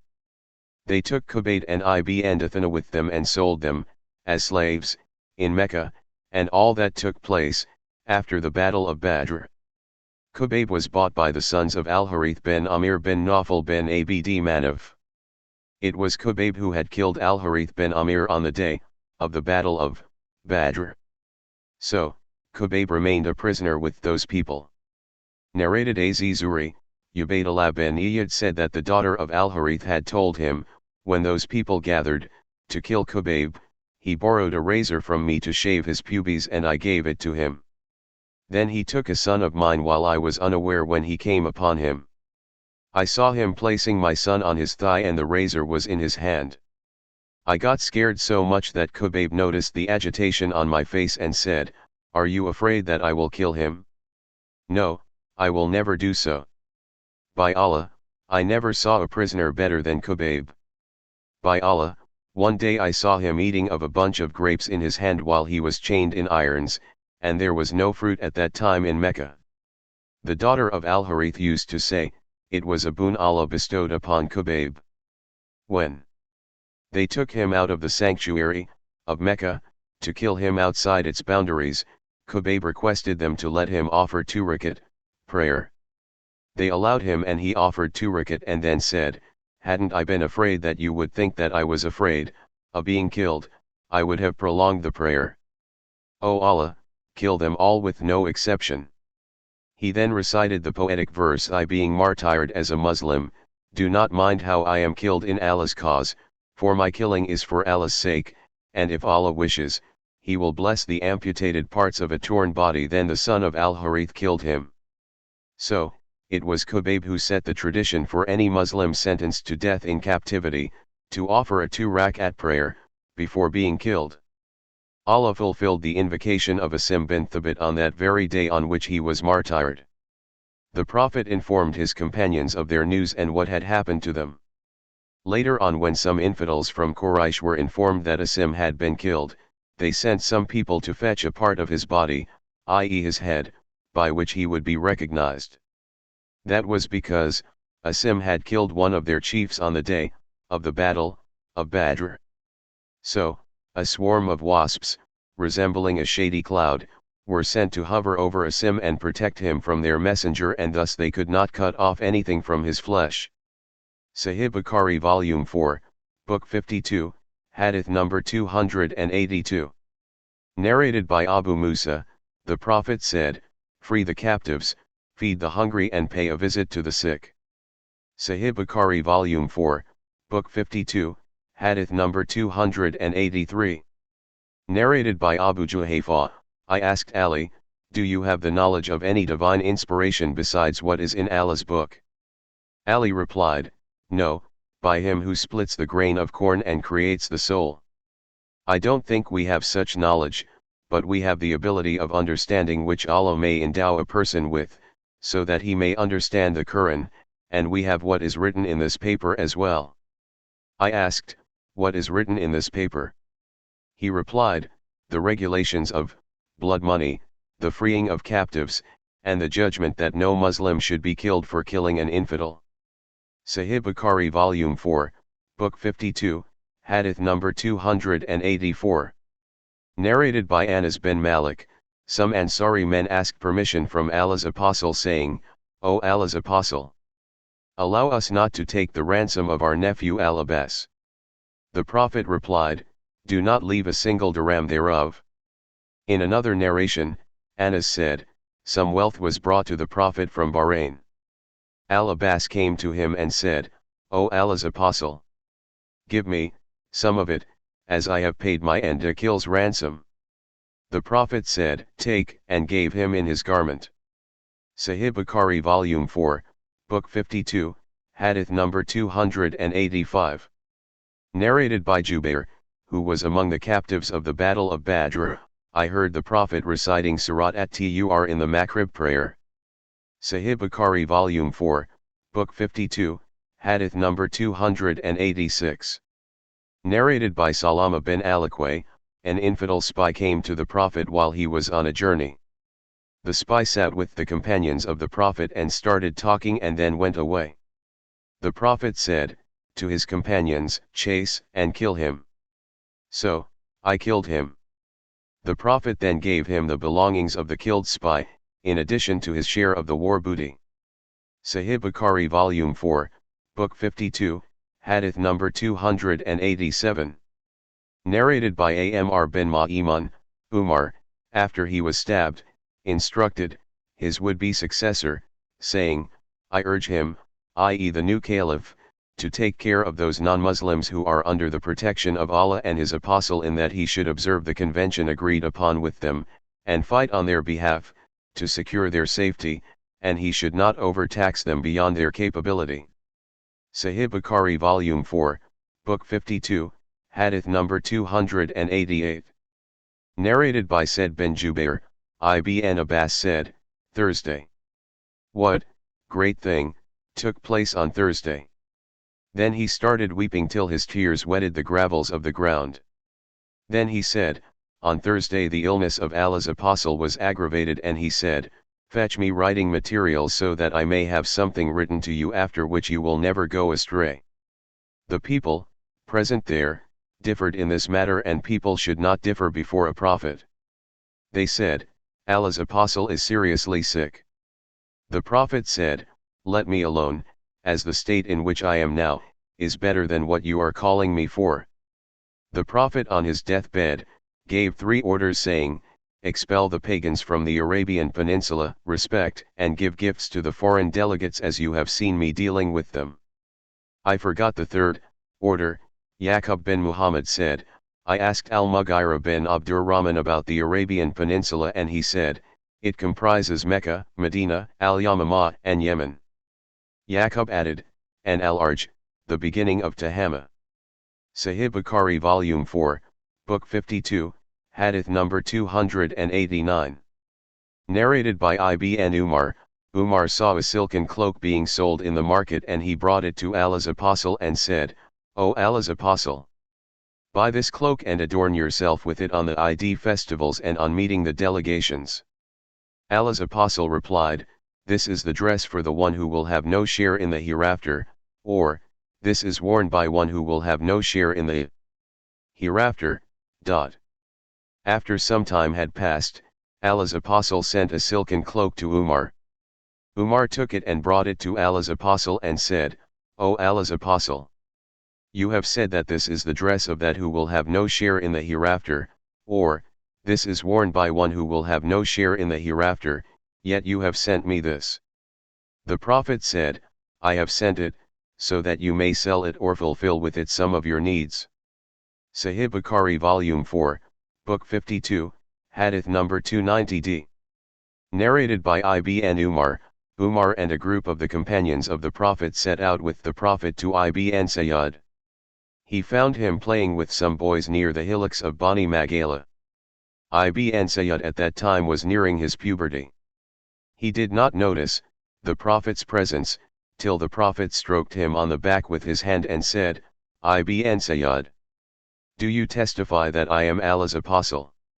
Ibn Sayyad looked at him and said, I testify that you are the Apostle of the illiterates. Then Ibn Sayyad asked the Prophet, do you testify that I am the Apostle of Allah? The Prophet said to him, I believe in Allah and His Apostles. Then the Prophet said, to Ibn Sayyad, what do you see? Ibn Sayyad replied, true people and false ones visit me. The Prophet said, your mind is confused as to this matter. The Prophet added, I have kept something, in my mind, for you. Ibn Sayyad said, it is ad-duk. The Prophet said, to him, shame be on you. You cannot cross your limits. On that Umar said, O Allah's Apostle, allow me to chop his head off. The Prophet said, if he should be him, i.e. ad-dajjal, then you cannot overpower him, and should he not be him, then you are not going to benefit by murdering him. Sahih Bukhari Volume 4, Book 52, Hadith number 290. Narrated by Ibn Umar, later on, Allah's Apostle, once again, went along with Ubay bin Ka'b to the garden of date palms where Ibn Sayyad was staying. When the Prophet entered the garden, he started hiding himself behind the trunks of the date palms as he wanted to hear something from the Ibn Sayyad before the latter could see him. Ibn Sayyad was lying in his bed, covered with a velvet sheet from where his murmurs were heard. Ibn Sayyad's mother saw the Prophet while he was hiding himself behind the trunks of the date palms. She addressed Ibn Sayyad, Osaf. And this was his name. Ibn Sayyid got up. The Prophet said, had this woman led him to himself, he would have revealed the reality of his case. Then the Prophet got up amongst the people, glorifying Allah as he deserves. He mentioned Ad-Dajjal, saying, I warn you about him, i.e. Ad-Dajjal, and there is no prophet who did not warn his nation about him, and Noah warned his nation about him, but I tell you a statement which no prophet informed his nation of. You should understand that he is a one-eyed man and Allah is not one-eyed. Sahih Bukhari Volume 4, Book 52, Hadith number 291. Narrated by Usama bin Zayd, I asked the Prophet during his Hajj, O Allah's Apostle, where will you stay tomorrow? He said, has Akil left for us any house? He then added, tomorrow we will stay at Cave Bani Kinana, i.e. Al-Muhasab, where, the pagans of Quraysh took an oath of kafr, i.e. to be loyal to heathenism, in that Bani Kinana got allied with Quraysh against Bani Hashim on the terms that they would not deal with the members of the Is tribe or give them shelter. Az-Zuri said, cave means valley. See Hadith number 659, Volume 2. Sahih Bukhari Volume 4, Book 52, Hadith number 292. Narrated by Aslam, Umar bin al-Khattab appointed a freed slave of his, called Hunai, manager of the Hima, i.e. a pasture devoted for grazing the animals of the zakat or other specified animals. He said to him, O Hunai, don't oppress the Muslims and ward off their curse, invocations against you, for the invocation of the oppressed is responded to, by Allah, and allow the shepherd having a few camels and those having a few sheep, to graze their animals, and take care not to allow the livestock of Abdurrahman bin Auf and the livestock of Uthman bin Affan, for if their livestock should perish, then they have their farms and gardens, while those who own a few camels and those who own a few sheep, if their livestock should perish, would bring their dependents to me and appeal for help, saying, O chief of the believers! O chief of the believers! Would I then neglect them? No, of course. So, I find it easier to let them have water and grass rather than to give them gold and silver, from the Muslims' treasury. By Allah, these people think that I have been unjust to them. This is their land, and during the pre-Islamic period, they fought for it and they embraced Islam, willingly, while it was in their possession. By him in whose hand my life is. Were it not for the animals, in my custody, which I give to be written for striving in Allah's cause, I would not have turned even a span of their land into a hima. Sahih Bukhari Volume 4, Book 52, Hadith number 293. Narrated by Hudhaifa, the Prophet said, to us, list the names of those people who have announced that they are Muslims. So, we listed 1,500 men. Then we wondered, should we be afraid of infidels, although we are 1,500 in number? No doubt, we witnessed ourselves being afflicted with such bad trials that one would have to offer the prayer alone in fear. Sahih Bukhari Volume 4, Book 52, Hadith number 294. Narrated by Al-Amash, we listed the Muslims and found them 500. And Abu Muawiyah said, between 600 to 700. Sahih Bukhari Volume 4, Book 52, Hadith number 295. Narrated by Ibn Abbas, a man came to the Prophet and said, O Allah's Apostle, I have enlisted in the army for such and such Ghazwah, and my wife is leaving for Hajj. Allah's Apostle said, go back and perform Hajj with your wife. Sahih Bukhari Volume 4, Book 52, Hadith number 296. Narrated by Az-Zuri, as follows in Hadith 297. Sahih Bukhari Volume 4, Book 52, Hadith number 297. Narrated by Abu Huraira, we were in the company of Allah's Apostle in a Ghazwah, and he remarked about a man who claimed to be a Muslim, saying, this man is from the people of the hell fire. When the battle started, the man fought violently till he got wounded. Somebody said, O Allah's apostle. The man whom you described as being from the people of the hell fire fought violently today and died. The Prophet said, he will go to the hell fire. Some people were on the point of doubting the truth of what the Prophet had said. While they were in this state, suddenly someone said that he was still alive but severely wounded. When night fell, he lost patience and committed suicide. The Prophet was informed of that, and he said, Allah is greater. I testify that I am Allah's slave and his apostle. Then he ordered Bilal to announce amongst the people, none will enter paradise but a Muslim, and Allah may support this religion, i.e. Islam, even with a disobedient man. Sahih Bukhari Volume 4, Book 52, Hadith number 298.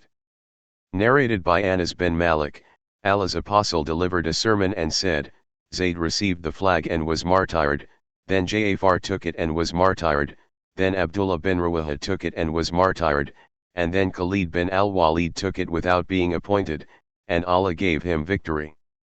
The Prophet added, I am not pleased, or they will not be pleased, that they should remain alive with us, while his eyes were shedding tears. Sahih Bukhari Volume 4, Book 52, Hadith number 299. Narrated by Anas, the people of the tribes of Ril, Dakwan, Yusiyah, and Bani Liyan came to the Prophet and claimed that they had embraced Islam, and they requested him to support them with some men to fight their own people.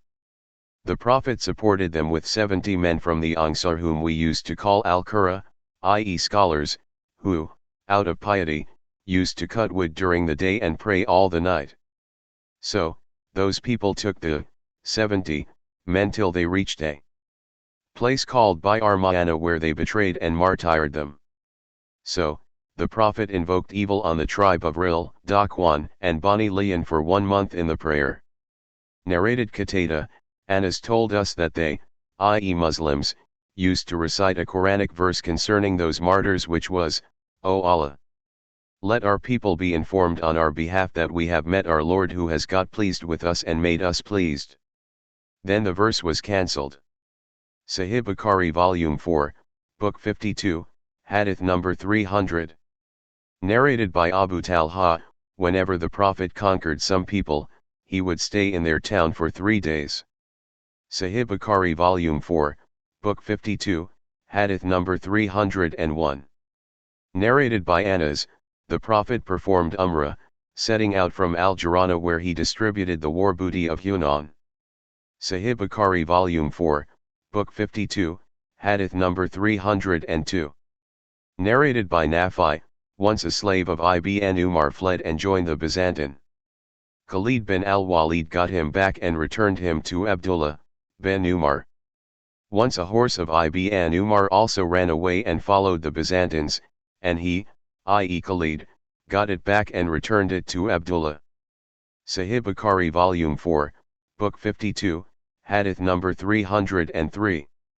Narrated by Ibn Umar, that he was riding a horse on the day the Muslims fought against the Byzantines, and the commander of the Muslim army was Khalid bin al-Walid who had been appointed by Abu Bakr.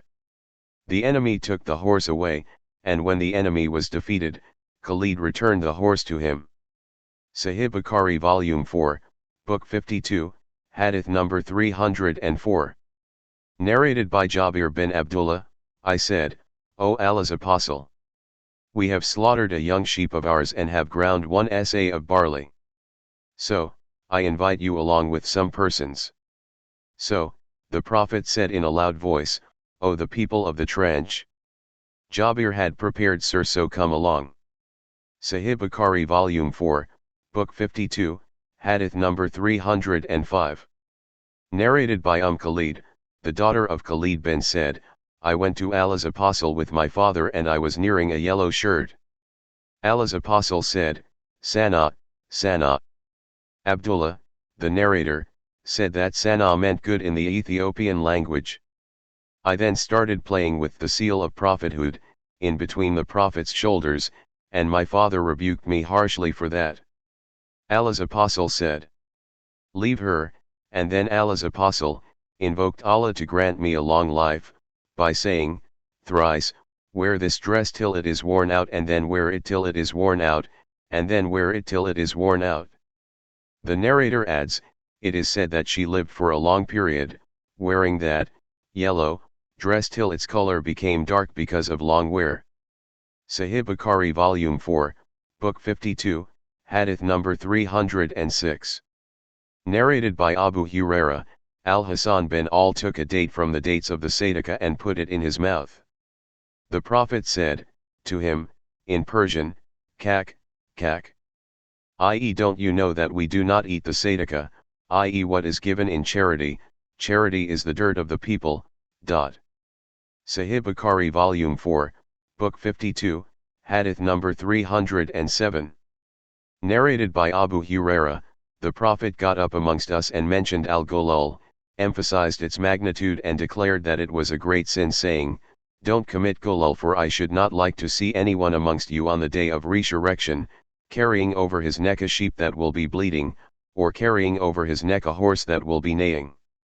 Such a man will be saying, O Allah's apostle, intercede with Allah for me, and I will reply, I can't help you, for I have conveyed Allah's message to you, nor should I like to see a man carrying over his neck a camel that will be grunting.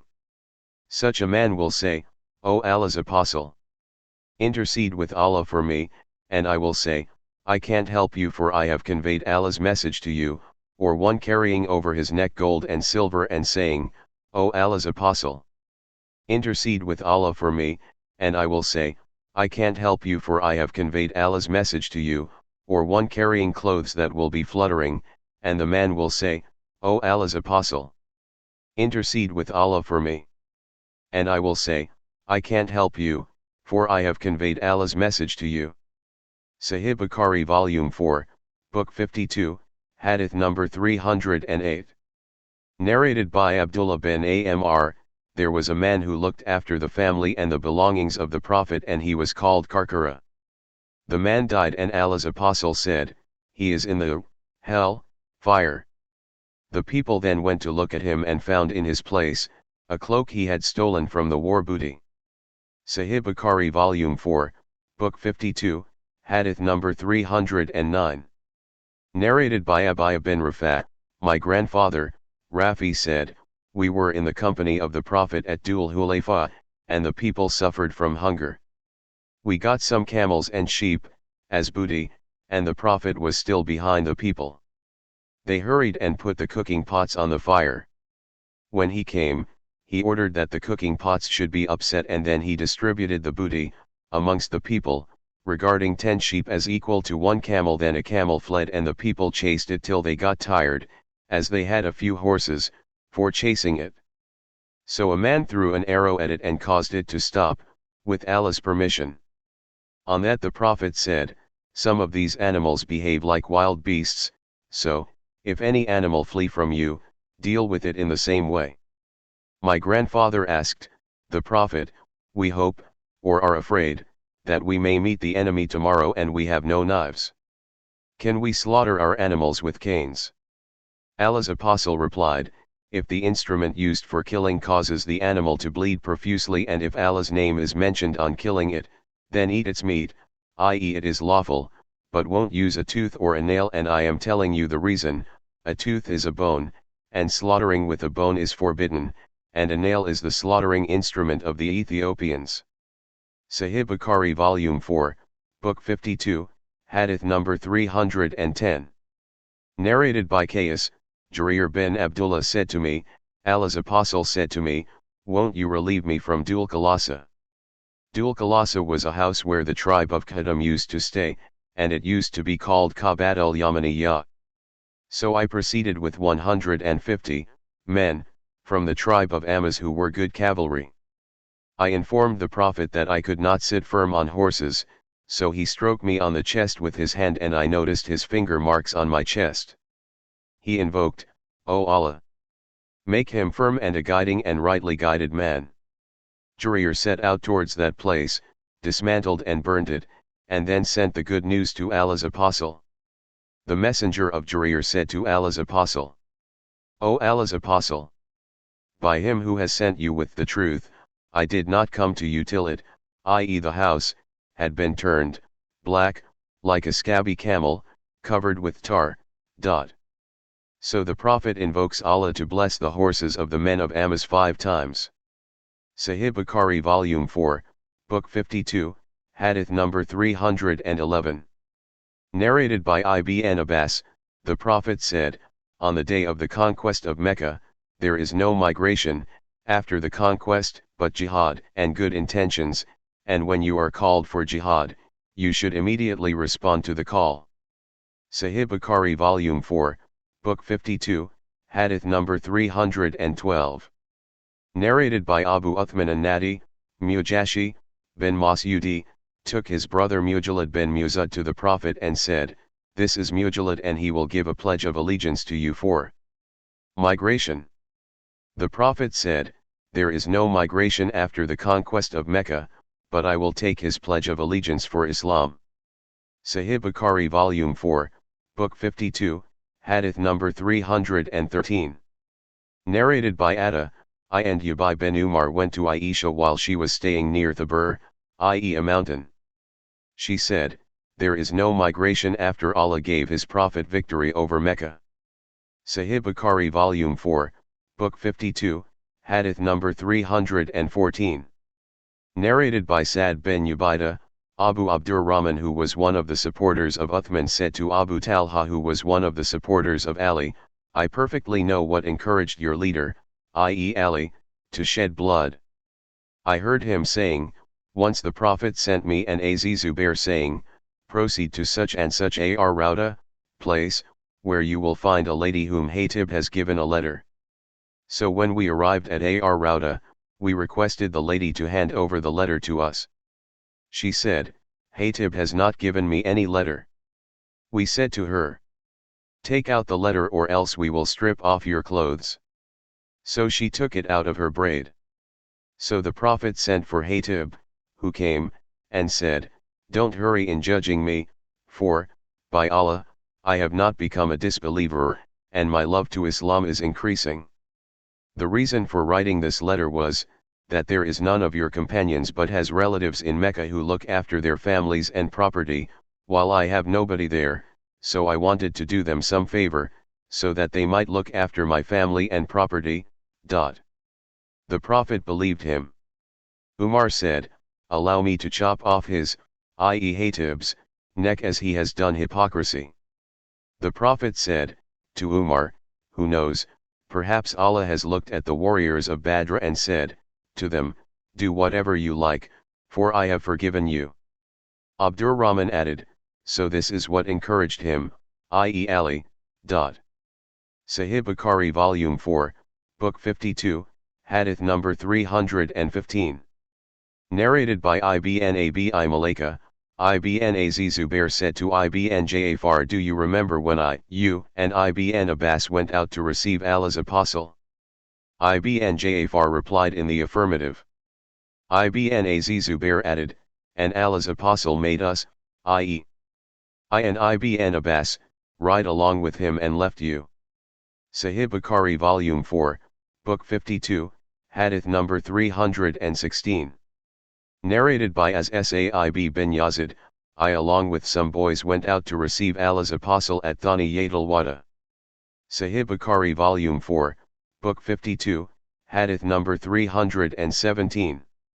Narrated by Abdullah, when the Prophet returned from Jihad, he would say takbir thrice and add, we are returning, if Allah wishes, with repentance and worshipping and praising our Lord, and prostrating ourselves before our Lord. Allah fulfilled his promise and helped his slave, and he alone defeated the infidel clans. Sahih Bukhari Volume 4, Book 52, Hadith number 318. Narrated by Anas bin Malik, we were in the company of the Prophet while returning from Usfan, and Allah's apostle was riding his she-camel keeping Safiya bint Huwai riding behind him. His she-camel slipped and both of them fell down. Abu Talha jumped from his camel and said, O Allah's apostle! May Allah sacrifice me for you. The Prophet said, take care of the lady. So, Abu Talha covered his face with a garment and went to Safiya and covered her with it, and then he set right the condition of their she-camel so that both of them rode, and we were encircling Allah's apostle like a cover. When we approached Medina, the Prophet said, "We are returning with repentance and worshipping and praising our Lord." He kept on saying this till he entered Medina. Sahih Bukhari Volume 4, Book 52, Hadith number 319. Narrated by Anas bin Malik, that he and Abu Talha came in the company of the Prophet and Safiyyah was accompanying the Prophet, who let her ride behind him on his she-camel. During the journey, the she-camel slipped and both the Prophet and his wife fell down. Abu Talha, the sub-narrator, thinks that Anas said that Abu Talha jumped from his camel quickly, said, "O Allah's apostle, may Allah sacrifice me for your sake. Did you get hurt?" The Prophet replied, "No, but take care of the lady." Abu Talha covered his face with his garment and proceeded towards her and covered her with his garment, and she got up. He then set right the condition of their she-camel, and both of them, i.e. the Prophet and his wife, rode and proceeded till they approached Medina. The Prophet said, "We are returning with repentance and worshipping and praising our Lord." The Prophet kept on saying this statement till he entered Medina. Sahih Bukhari Volume 4, Book 52, Hadith number 320. Narrated by Jabir bin Abdullah, I was on a journey in the company of the Prophet, and when we reached Medina, he said to me, "Enter the mosque and offer 2 rakat." Sahih Bukhari Volume 4, Book 52, Hadith number 321. Narrated by Kabi, whenever the Prophet returned from a journey in the forenoon, he would enter the mosque and offer 2 rakat before sitting. Sahih Bukhari Volume 4, Book 52, Hadith number 322. Narrated by Muharrab bin Dithar, Jabir bin Abdullah said, when Allah's apostle arrived at Medina, he slaughtered a camel or a cow. Jabir added, "The Prophet bought a camel from me for 2 uqiyas, of gold, and 1 or 2 dirhams. When he reached Sarar, he ordered that a cow be slaughtered and they ate its meat. When he arrived at Medina, he ordered me to go to the mosque and offer 2 rakat, and weighed, and gave me the price of the camel." Sahih Bukhari Volume 4, Book 52, Hadith number 323. Narrated by Jabir, once I returned from a journey and the Prophet said to me, "Offer 2 rakat." Sarar is a place near Medina.